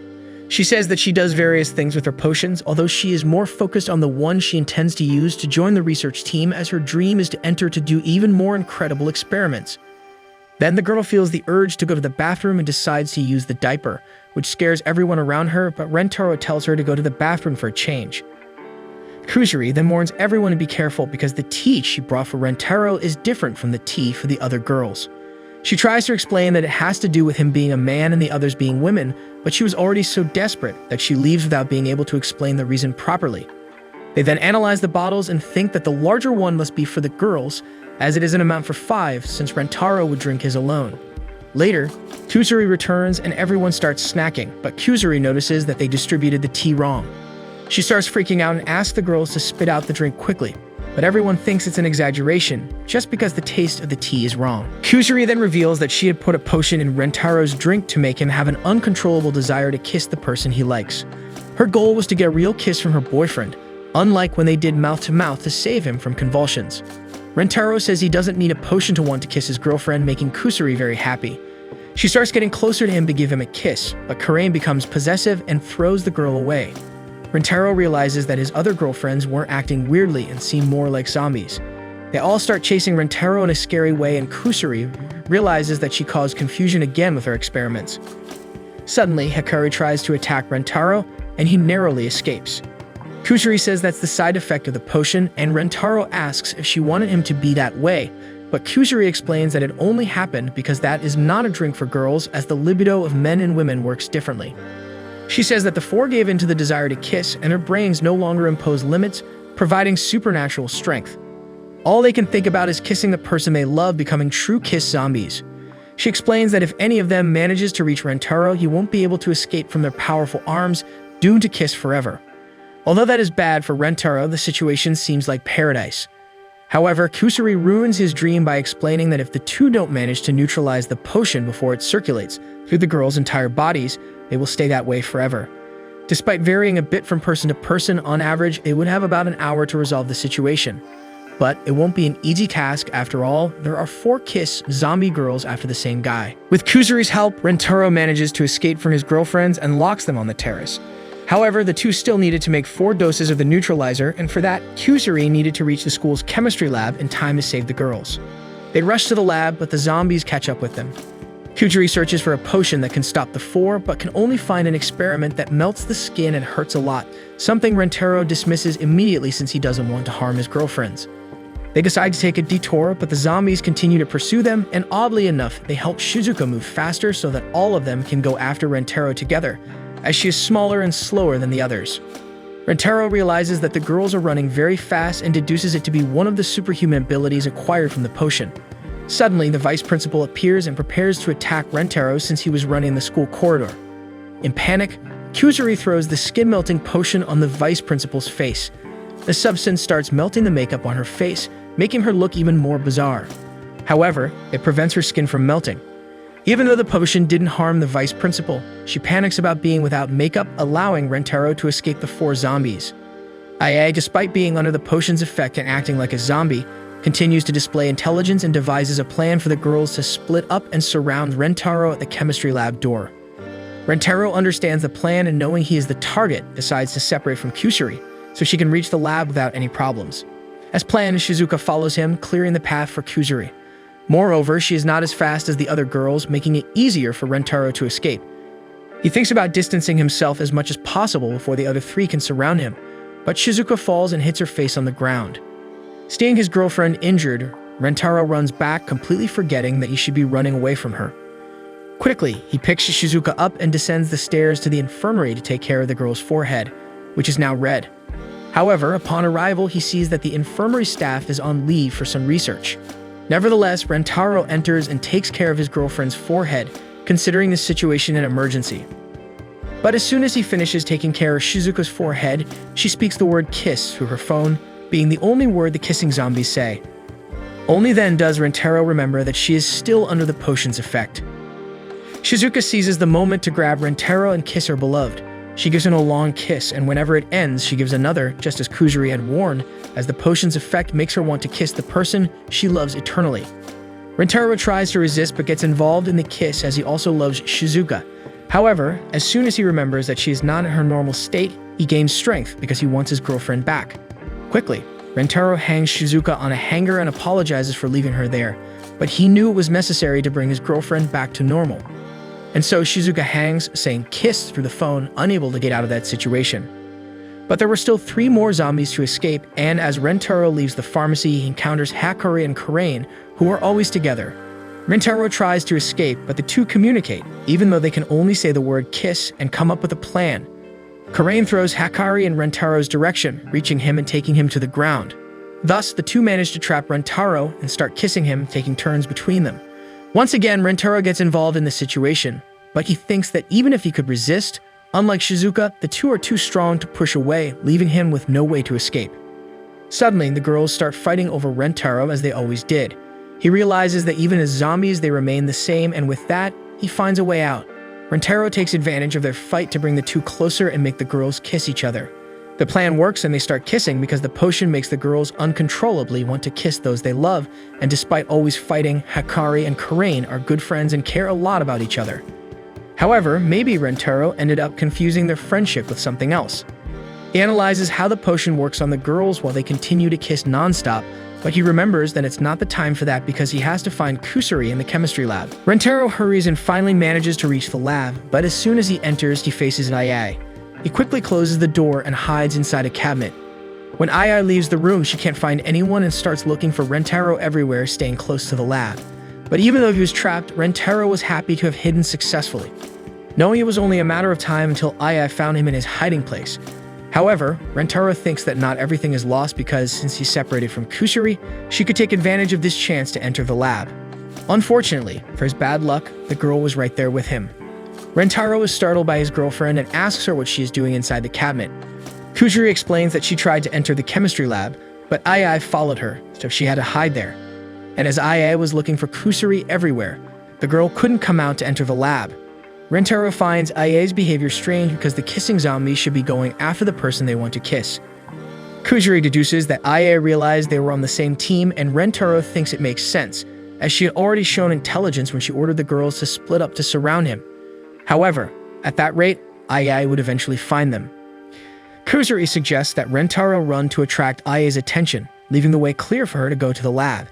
However, Rentaro explains that he did think about it, but running after hiding seemed too suspicious, making it very obvious that he was fleeing to be caught. Thus, Ai could deduce that he was serving as bait and would end up finding Kusari in the cabinet. Rentaro starts to panic, not knowing what to do to help his girlfriends because time is running out. If they don't act quickly, it might be too late to reverse the effects of the potion. Kusari starts crying the pain she caused her boyfriend, saying that she always causes problems for everyone because of her love for chemistry, even losing the members of her club because of it. She says that causing problems for others was already bad, but doing it to Rentaro, someone she loves so much, makes her want to stop creating experiments forever.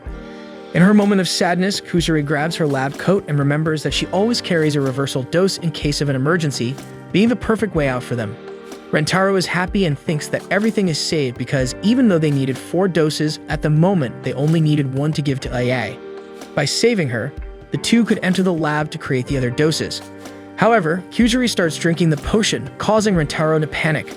As a result, the flask falls to the ground. Only after the confusion does Kusari realize that she didn't think she could have given that dose to Ai, having thought only of taking the potion herself to assume her true form, which Ai had not yet seen. The plan was for Kusari to use that appearance that Ai had never seen before to enter the lab without worrying about any zombies. However, because she only took a sip from the flask, the effect would pass very quickly, so Kusari had to hurry to enter the lab before returning to her small size. She then thinks that a good way out would be to tie up Ai to immobilize her. And so Kusari comes out of the cabinet, and as they thought, Ai reacts differently because that appearance is strange to her. Kusari tries to catch the girl by surprise to tie her up, but Ai starts to suspect. Since they had little time to reverse the situation, Kusari begins to think that just going to the lab would be easier. But her habit of speaking about herself in the third person makes Kusari say her name out loud, revealing her identity to Ai, who quickly ties her up in seconds. Rentaro thinks it's the end because with the scientist tied up, there would be no one to produce the 4 antidotes. Suddenly, he comes up with a plan and leaves his hiding place, serving as bait to attract Ai. As planned, the girl follows him, and Rentaro makes an effort to go as far as possible to save his girlfriends, whom he loves so much. He runs until he reaches the school stairs, but Ai follows him. As the door was locked, she uses her superhuman strength acquired from the potion to break the handle and appears to Rentaro like a scene from a horror movie. He is scared and tries to escape, but ends up cornered by the girl. Ai spends some time kissing him, but Kusuri appears and throws the antidote into her mouth, making her take it all and faint immediately afterward. Kusuri asks if Rentaro planned all of that, and he confirms, although it was more of a gamble than a plan, as there was no other option left. He lured the Ai away, trying to gain as much time as possible for the effect of the antidote that Kusuri had taken to wear off, so she could return to her small size and escape from the ropes that were tying her up. Fortunately, his gamble paid off and all 4 girls receive the antidote, waking up in the infirmary already in their normal state. They are confused about what they did and apologize to Rentaro. Suddenly, Hikari remembers that she had kissed Karain. Immediately, the girl pretends she can't remember anything that happened. Karain doesn't understand her friend because everyone remembers everything that happened, until she realizes the reason and also pretends not to remember anything. Rentaro is happy because that ended up making them even closer, but Kusuri still feels guilty for all the confusion she caused. She apologizes for turning the 4 into kissing zombies, but the girls are not upset. Rentaro says that even though it was her experiment that caused that confusion, it was another experiment that saved them, so everything balanced out. He promises Kusuri that regardless of the problems her potions cause, he will fix everything no matter what happens. Rentaro also says that Kusuri cannot give up her experiments that she loves so much because her passion for chemistry is one of the reasons he fell in love with her. The girls think Rentaro's attitude is that of a perfect boyfriend, and Kusuri cries emotionally because she loves chemistry as much as he does. And so she finally gets the kiss she desired so much, being the reason for causing all the kissing zombie confusion. Some time passes and we find Hikari at her home. Her mother says something to her, but it's not revealed what it is, though it's clear that it was a matter that deeply affected Hikari. The next day, Rentaro goes on another outing with his girlfriends, this time to a park called Love Zone of Flower Park. Ai finds it efficient for discovering various plant species, and Kusuri is excited to collect nectar for her experiments. Meanwhile, Shizuka enjoys the scenery and Karain observes a butterfly that landed on her finger. Rentaro thanks Hikari for suggesting the park as it is a perfect place for outings. Soon, an announcement is made that the park will soon start its monthly bouquet toss event, and those interested should head to the central square. Hikari explains to everyone that the event is a major attraction, where a bouquet is thrown, and whoever catches it gets a special photo session with their partner, the girl wearing a bride's dress adorned with flowers from the park. Rentaro is eager to participate, and everyone is excited about the idea of taking a photo dressed as a bride with him, especially Hikari, who suggested the outing because wearing that wedding dress has been her dream since childhood. They head to the central square and realize that many people from the park have also decided to participate in the event. Suddenly, a woman shouts to her team that they must catch the bouquet at all costs for her to have the photo session with her beloved. Aya explains to her group that it's the Guerrilla Confederation team, a Japanese motorcycle gang established in the early 21st century.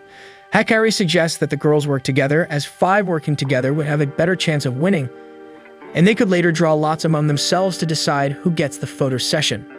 The gang cheers with team signs. Rentaro observes that they are numerous and all large, so he thinks it's best for Shizuka to stay in the cheering section to avoid getting hurt or lost in the crowd. Kusuri takes a potion to increase her size for the same reason. Later, Rentaro decides to make a flag for his team using a towel and a pen he happened to have.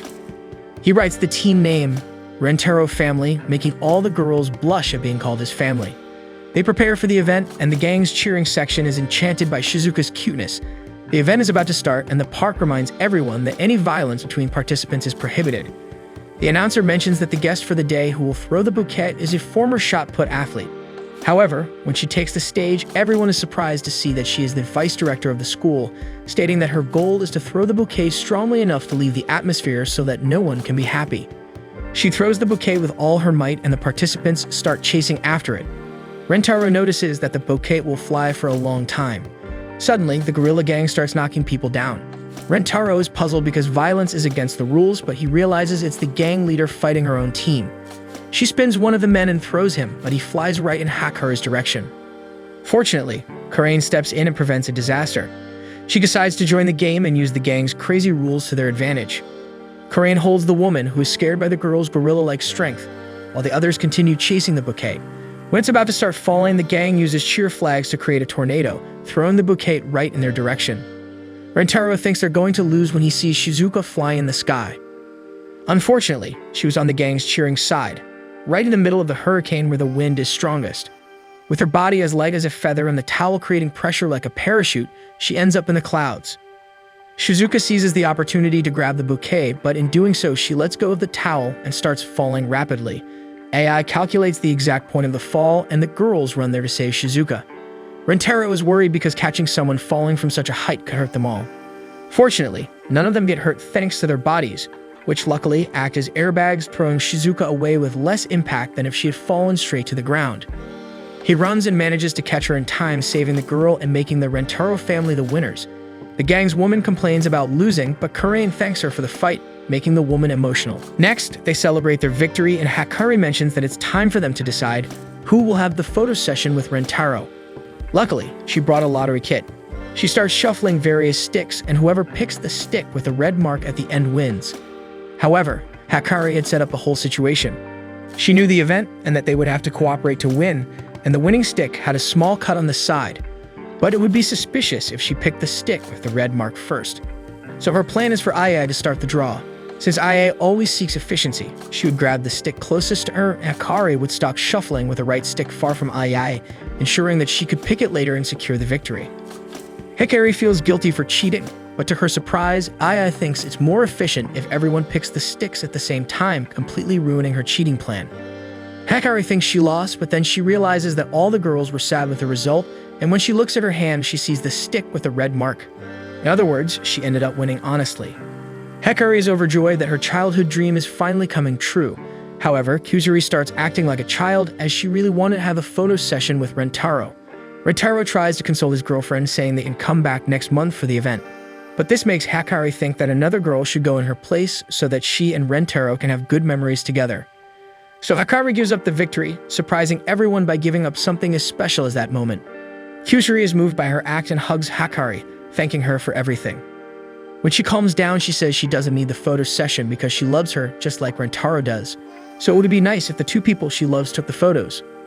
Hakari then has the idea for everyone to go to the photo session together. Kurain questions it. After all, they always take photos together, and this was her chance to have a photo only with Rentaro. However, Hakari insists on her idea. And so she fulfills her childhood dream, wearing a wedding dress alongside someone she loves along with all the other girls. Later, they wait for the photo to be printed, and Hakari thanks Rentaro for making her dream come true. She says that since they met, every day has been filled with happiness. Rentaro also expresses gratitude for everything, and Hakari asks if she can make a selfish request. He responds that she can always ask for anything, but the girl requests that they separate. That made no sense at all, so while Rentaro changes out of his groom attire, he decides that they need to have a better conversation to understand why she wants to break up. However, when Rentaro goes out to look for Hakari, a woman from the park explains that as soon as she handed the photo to her, the girl left because her car was already waiting for her. Kusuri thinks that Hakari must have had an emergency with her bladder, and Kurain responds that Hakari is not like her. Kusuri questions that she's not the only one who uses the bathroom, and the girls begin to argue about it while Rentaro tries to call her. The girl doesn't answer the call, and Rentaro thinks that the only option is to find her address in the envelope she sent in out of nowhere, containing various sensual photos. Rentaro manages to find the address and goes to Hakari's house. He is impressed with the place because his girlfriend lived in a mansion that looked more like a painting. Then he sees Hakari near the window of her room and starts calling for her. The girl sees Rentaro and quickly asks him to be quiet and duck to hide from the security guard. Rentaro manages to hide in time, and his cell phone starts ringing. He answers and realizes it's Hakari speaking from the landline of her house. She says that they don't have much time, and she asks him to be brief. Rentaro then says that he would never accept a breakup without knowing the reason. Hakari says that she no longer feels the same as before and asks him to accept and move on. However, that was clearly a lie, and Rentaro says he won't leave until she tells him what really happened. Hakari realizes that he won't give up and confesses that her mother found out about their relationship, including the fact that Rentaro has other girlfriends. She tried to explain how everyone was truly happy, but her mother didn't accept it. She took Hakari's phone, transferred her to another school, and planned a move for the next day without even telling her where they would be living. Rentaro thinks the whole story is crazy, but Hakari explains that her mother never cared about doing crazy things using the power of money. Even if a miracle happens and they meet again, her mother will continue to separate them as many times as necessary. She then says that she told the truth and asks Rentaro to accept it and leave because they had no other option. At that moment, her mother enters the room and closes the curtain. She takes the phone and tells Rentaro never to approach her daughter again, making it clear that she has the power to crush an insect like him whenever she wants. The phone hangs up and he starts shouting for the two of them to hear. However, the security guard appears and tries to force Rentaro out. The man realizes that he is Hikari's boyfriend and says that her mother made it clear not to let him in, asking the boy to give up since there are many things in the world that we can't change, especially for a kid like him. Meanwhile, Hikari's mother scolds her because she had already made it clear not to talk to Rentaro again and threatens to send the boy away, where she would never see him again. Hikari pleads with her mother not to do anything to him and promises never to disobey her again. Her mother is happy with her decision and acts as if she were doing all this for her well-being. The woman hugs her daughter and thinks that she will never give her precious flower to a fifth-rate insect, and anyone who approaches her must be determined. Rentaro, with no other option, leaves heartbroken, remembering everything he heard at Hikari's house, thinking that he was just a kid and didn't have the power or money to change that situation. Suddenly, he looks down and finds a four-leaf clover. This makes Rentaro remember how it all began, as well as everything he experienced with Hikari. And so he hatches a plan. At night, Rentaro explains everything that happened to the girls. All of them are worried and think that, unfortunately, there was nothing that could be done. Rentaro then says that he decided to infiltrate the mansion and get Hikari so they could escape together. The girls try to say that it was too risky because her mother is incredibly rich and would surely find him easily, with zero chances of success. However, Rentaro says that, although he doesn't know how long they can run away, he couldn't simply ignore Hikari's sad look, and that's why he had to bet that the two of them would be able to leave the city that same night. So Rentaro promises that one day he will return for everyone and asks if the girls could wait for him, hoping for their understanding. Karain is the first to question it, as they don't know how long the two of them will have to stay away and whether they can even come back, so she can't just wait. Rentaro thinks that Karain will end it, but actually, she says she'll go with him, willing to run away from home. All of them say the same, and Ai says that they can increase the chance of success by 0.01% if they work together. Rentaro tries to say it's not such a simple decision, but he realizes that the four of them were already determined because, just like him, they all love Hikari. And so they set off towards the mansion to rescue the girl. After jumping over the mansion wall, everyone is impressed with the place and takes advantage of the noise from the fountain to go unnoticed. However, Rentaro warns that the house security is strict, so they must be cautious. And so the Rentaro family members embark on the mission to rescue Hikari. However, since the girl is still without a phone, Rentaro thinks of using a rubber ball to throw at his girlfriend's window and grab her attention. The plan is for her to come down to them using a rope. But he misses the window, losing sight of the ball. The group starts searching for it, and Karain finds it with a house kitten playing with it. Everyone starts chasing the cat, and Ai suggests kicking it to incapacitate it. Still, Rentaro reminds them that this would lead to an animal cruelty report. At that moment, a security guard hears a noise and starts approaching. Quickly, everyone hides behind a garden tree along with the kitten. It escapes and appears in front of the guard, still carrying the ball. The guard thinks the cat made the noise and starts trying to play with it. With this distraction, the Rentaro family manages to mislead the guard but loses their ball. Since Hikari's room has a high wall and no other way to get her attention, their only option is to enter the house. Ai thinks that if they have a cat, the entrance door must have a pet door. She finds the pet door, which is unlocked but too small for any of them to pass through. Karain asks Kusuri if she has a potion to shrink in size, but she explains that her reduced size was due to a failed immortality potion, and she doesn't have anything to make them smaller. However, Ai finds a way for them to enter. She picks up stones from the garden and after some time manages to open the door, leaving everyone impressed. She explains that she determined the lock's location and type based on the door shape and launched the stones at the correct angle and speed to force the lock open. She then reminds the group they need to be quick, as the longer the rescue operation takes, the higher the risk of failure. But before they enter, Rentaro notices Ie hiding her hand. When he takes hold of it, he realizes one of the girl's nails is broken and bleeding. Rentaro asks the girls to get antiseptic and bandages from his backpack and tends to his girlfriend's wound. She explains that she used her nail for maximum precision and speed to unlock the door. Karain says she didn't need to go that far, but Ai explains that she owes Hikari, recalling when the girl protected them from the delinquents in the club. However, she realizes that she isn't doing it out of obligation, but because she genuinely wants to help. And so the Rentaro family enters the house, only to encounter a dog that Kusuri mistakes for a bear due to its size. Everyone runs outside to avoid being attacked, but they notice Shizuka is left behind, frozen in fear. Rentaro starts shouting to call her, but Ai stops him in time, explaining that raising their voices will only provoke the dog and alert the security. Shizuka freezes with fear, thinking she shouldn't have joined the mission in the first place, as she believes she's only a hindrance.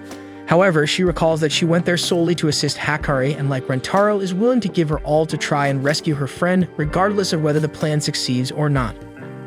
Shizuka then lies down on the ground and accepts a heroic sacrifice. The dog approaches her, but instead of attacking, starts licking the girl's face. I mentioned she suspected this would happen since dogs have a natural instinct to protect weak animals like babies, and Shizuka's vulnerability triggered this protective instinct, suppressing its territorial instincts. However, they still need a way to enter the house because if they enter again, the dog would likely become aggressive once more.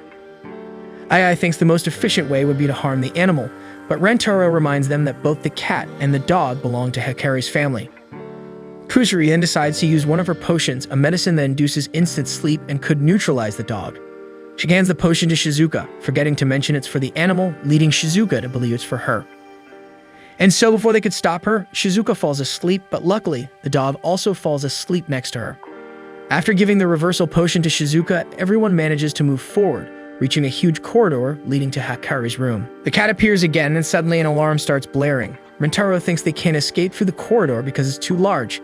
However, when the security guards arrive, they find only the kitten, and one of them comments that the animal often triggers a house's infrared sensors, allowing the group to hide behind the doors and remain unseen. When the guards leave, Ai says that if they advance without infrared vision goggles, there's a 99% chance of failure. Kusuri then takes out a card and retrieves one of her potions, explaining that it's an eye drop that grants infrared vision.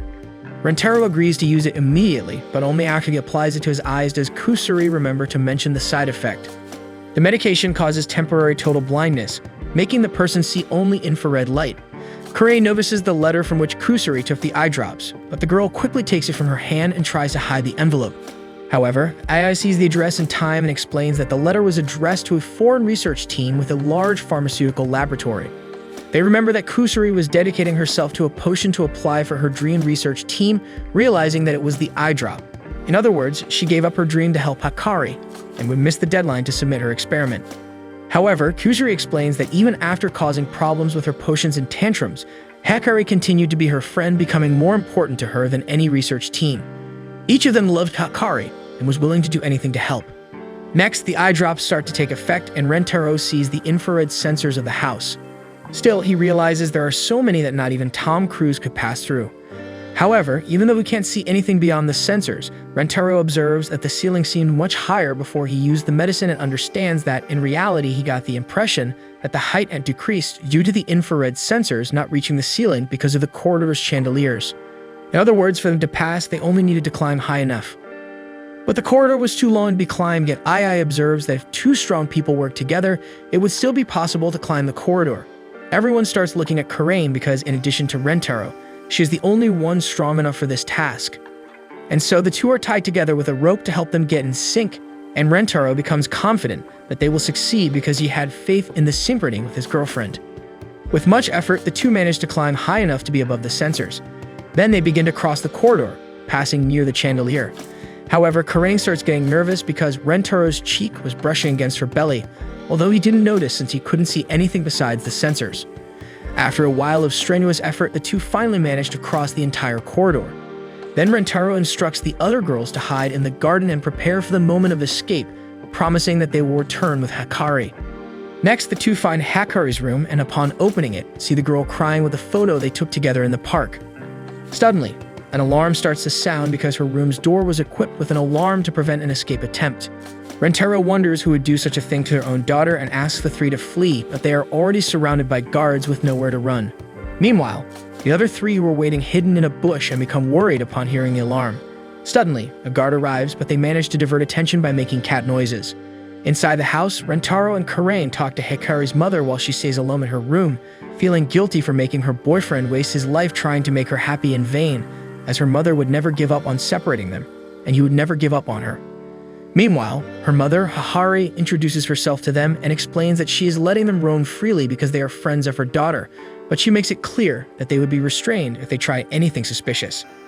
At that moment, Rentaro had no choice but to ask for permission to date Hakari, promising to make her happy. But for Hahari, that was nothing more than an empty promise. To make Rentaro understand her reasons, she tells him that she was in her second year of high school when she gave birth to Hakari after losing the love of her life to an illness. She explains that she needed a reminder, something that proved he existed, and that's why she had the best medical care during pregnancy and risked childbirth despite her young age. Hahari, like her daughter, becomes blinded when in love and convinces herself that love is the only path to a happy life. But with the loss of her beloved, she was alone until she became a mother. Therefore, she dedicated her entire life to raising Hikari. Despite loving her daughter very much and seeing her as a ray of hope, Hahari could never fill the void left by her beloved, and not a day went by without her wondering if this was the happy life she dreamed of. She explains that for this reason, she was prohibiting their relationship because she doesn't want Hikari to experience the heartache of regret, and she needed to ensure that her daughter doesn't become disappointed when she realizes that the happiness she desires won't come from a boy who dates 5 girls at the same time. But she knew Hikari wouldn't realize this on her own, just like she didn't in her own past. Hahari concludes by explaining that it's not just an emotional decision. She based the choice to separate the two on her own life experiences. She asserts that Rentaro couldn't change her mind with mere words. Rentaro, moved by the story, starts to cry. Karain tries to convince him that it's not the time to be emotional. He needs to touch Hikari's mother's heart. Rentaro then declares that, like her, he wants Hikari to have no regrets and is determined to ensure that even if it costs him his life. After stopping his tears, Rentaro realizes his vision is returning. His tears washed away the eye drops. However, he certainly wasn't expecting that upon seeing Hikari's mother, they would experience love at first sight, the kind that happens when two soulmates meet. Hahari, who lost her love at a young age, feels the same sensation again after many years. Immediately, she begins to beg Rentaro to date her, blinded by love once more. And so while Hikari is feeling down in her room, her mother is confessing her feelings to Rentaro. Karain doesn't understand what's happening and thinks the woman must be crazy for asking her daughter's boyfriend out.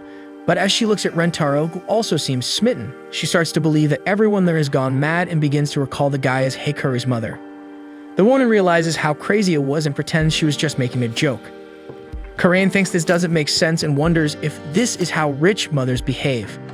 However, after Hikari puts aside the passion she felt, she once again forbids her daughter's relationship with Rentaro. He says he will never give up on Hikari and has vowed to make her happy, but the woman insists that those are just empty words. Then she snaps her fingers, conjuring up a lie detector chair, custom made to expose even the smallest lies, which according to her, will reveal the falseness of Rentaro's fidelity. Hikari says that after the device proves he's lying, Rentaro must disappear from Hikari's life forever. But he sees the lie detector as a way to prove that his feelings for the girl are real.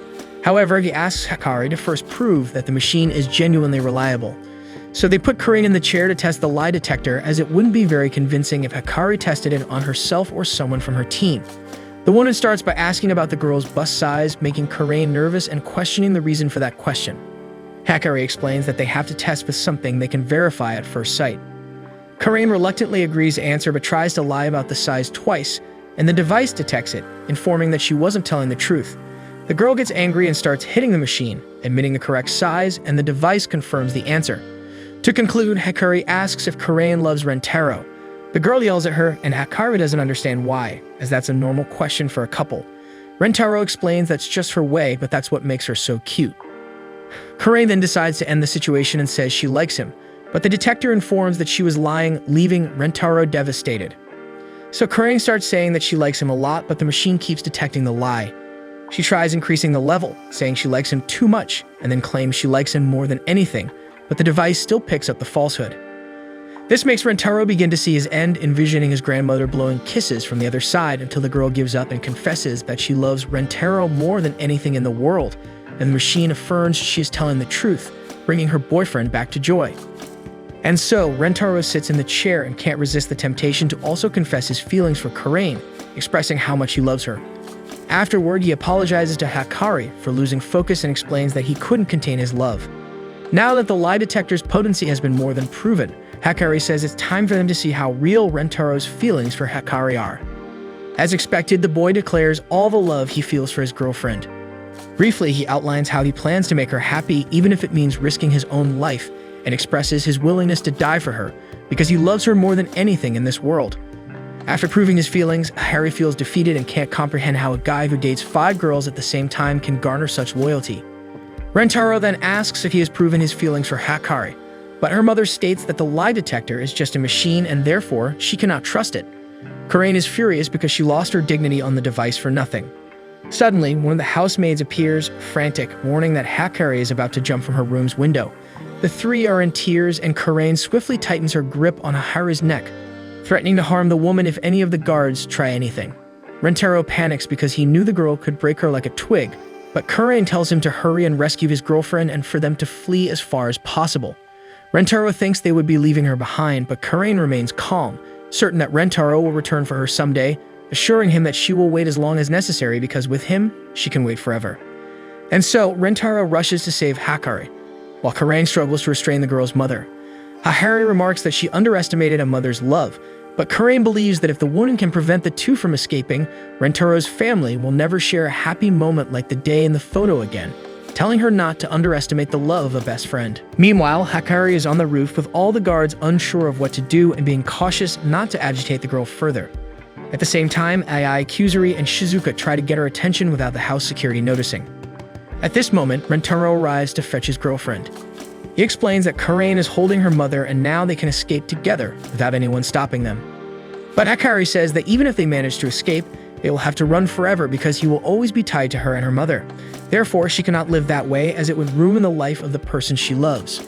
Rentaro then asks Hahari to stop what she was attempting and explains that he cannot imagine anything worse than having to live a life without her by his side because no matter what kind of life they will have, he is sure he will be happy as long as they are together. Next, Rentaro asks Hahari to stay with him for the rest of their lives.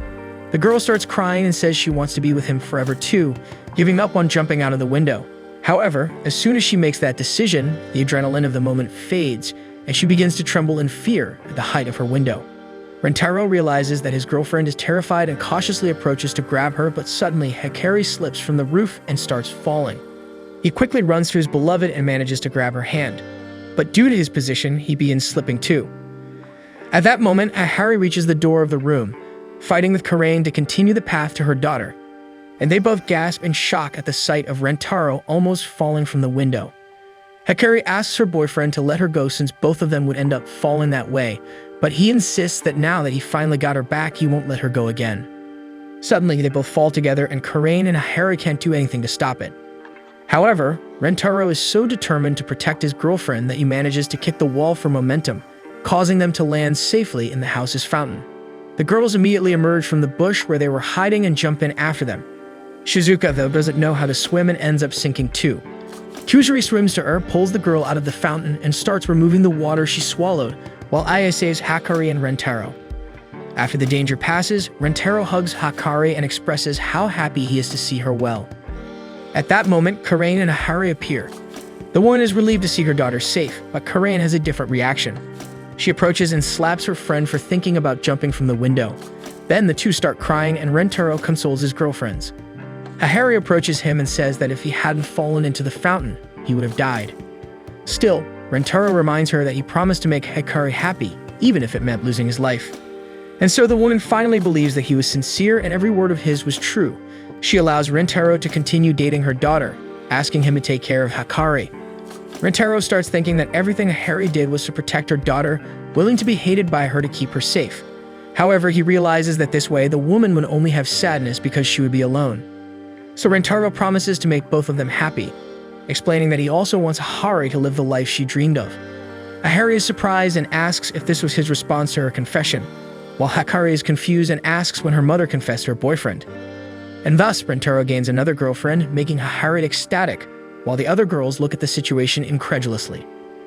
Later, after resolving the whole issue, they all enjoy themselves together in the mansion's bathtub, followed by a pajama party. The girls are impressed with the size of the house's bathtub and start competing with each other over who has the best body.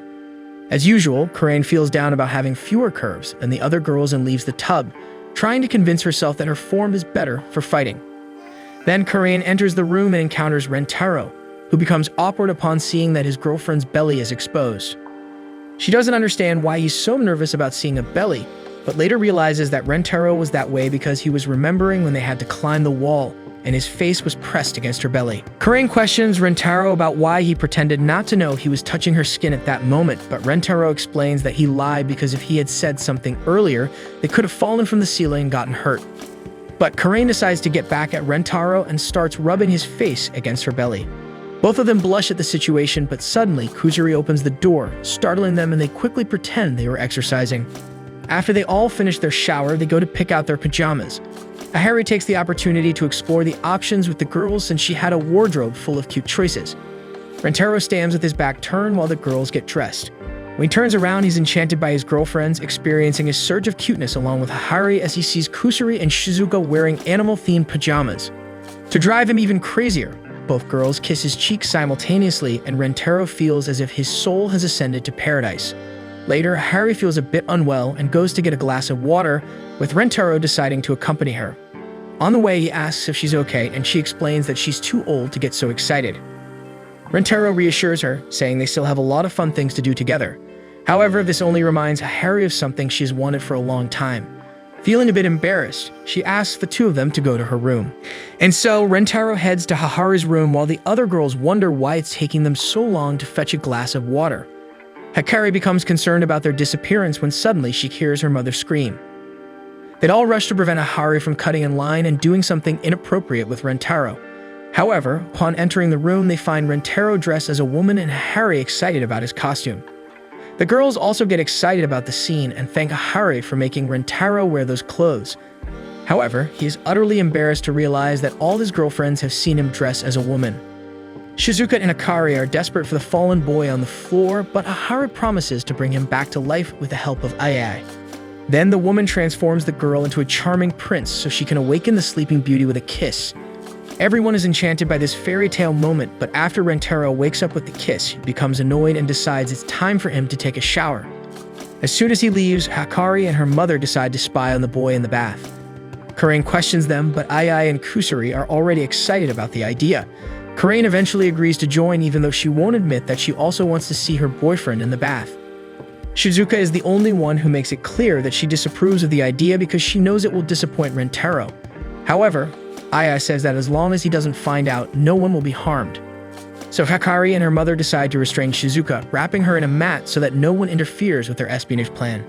Hikari promises to return with photos so that Shizuka doesn't feel left out. However, Rentaro knew his girlfriends well and suspected that Hikari and her daughter might try to spy on him during the bath.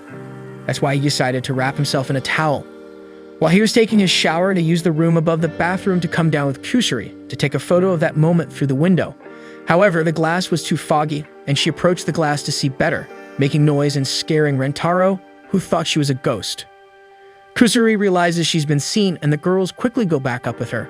When Rentaro looks back at the window, he sees nothing, but he becomes afraid of everything, including the droplets falling from the ceiling, and decides it's better to hurry with his shower to get out of there.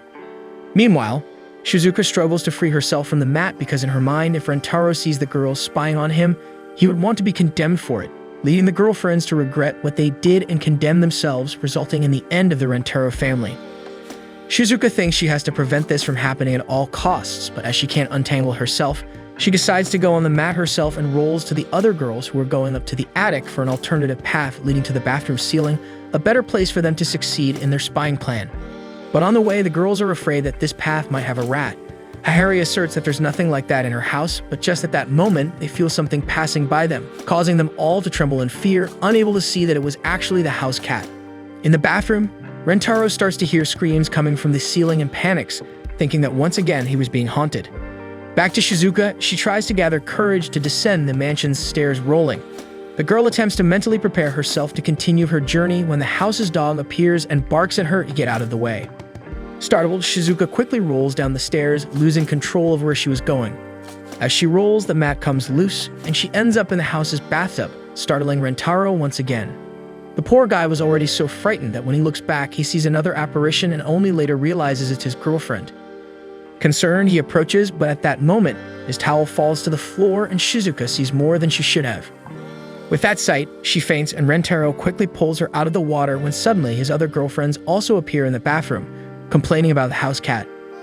Instantly, Hikari invents that they were playing hide and seek, and they all go along saying they were just hiding on the ceiling because of the game. However, Karain accidentally mentions they were trying to spy on him, revealing the real reason they were there. And so, Rentaro scolds his girlfriends for trying to spy on him during his bath, while Shizuka dreams about what she saw in the bathroom. After the confusion, everyone plays cards together, and Harry takes the opportunity to create a romantic comedy scene by discreetly touching Rentaro's hand. Karain questions the woman, but Ai thinks they should do the same. However, Suddenly, Hikari falls silent and leaves the room, saying she remembered she had something to do. She asks everyone to continue playing cards, but Rentaro senses something is wrong and goes after Harry to see how she is. However, he ends up getting lost because the mansion is so large. After a while searching, he smells incense and finds Harry paying tribute to someone. Rentaro thinks it's not the right time to disturb, but remembering how Harry seems sad, he decides to approach to offer his support and light incense as well. But as he gets closer, Rentaro notices that the person in the picture being honored is a high school boy. Harry explains that it's Hikari's father and the last man she loved. Rentaro apologizes for being there and pays his respects. Then he asks Harry something.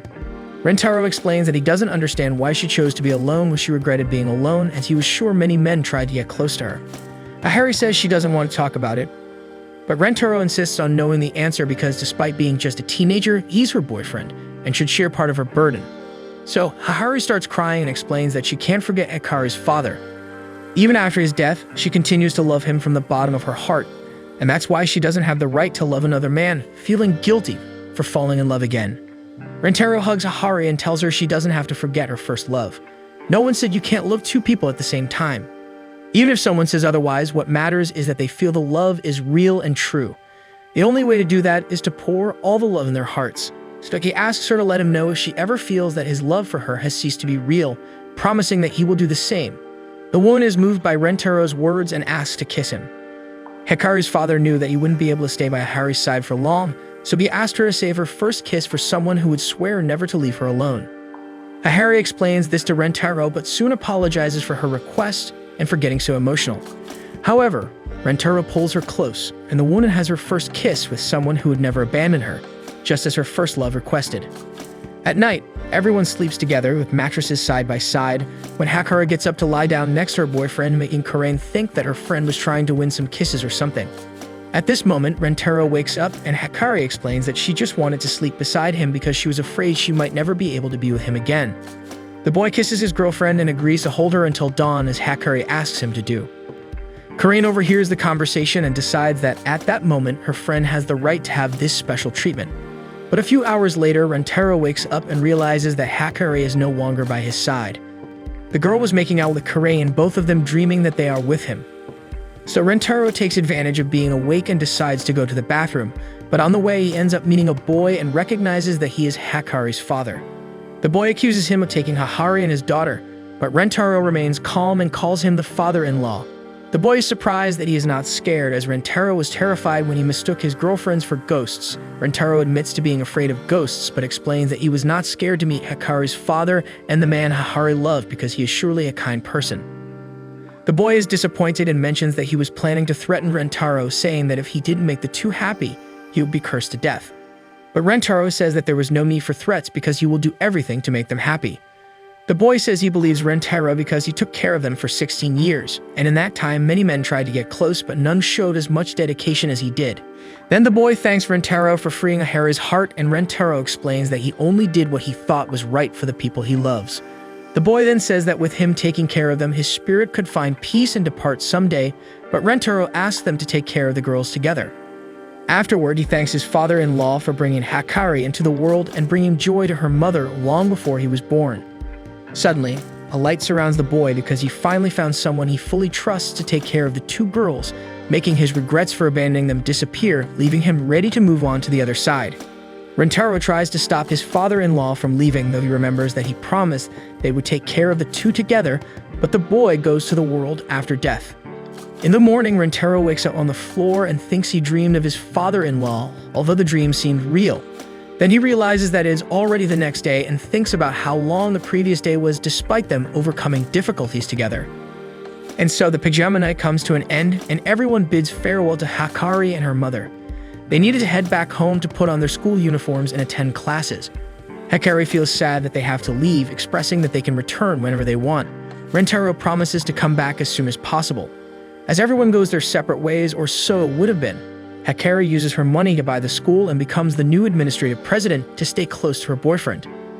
While the girls are surprised to find Hikari at school, Rentaro returns to the mansion to see her during lunch break, fulfilling his promise to see her whenever he can, unaware that the situation has been made easier with her wealth. After one of the house staff explains that Hakari is at school, even though he's tired from running there, Rentaro gathers the last of his strength. He knows that all of his girlfriends are gathered and waiting for him. On his way, Rentaro passes by various girls and potential soulmates. After all, there are still 94 more to meet. However, he doesn't pay attention to any of the girls, focused on finding his girlfriends. Therefore, there's no love at first sight. Upon reaching the school, Rentaro climbs up to the rooftop, and as expected, he finds his 6 girlfriends eagerly awaiting him, forming the Rentaro family that loves him dearly. Hey folks, that was the grand finale of this first season of the anime. I hope you all enjoyed it. Drop a like down below and subscribe to the channel so we can bring you more anime seasons. Catch you in the next video.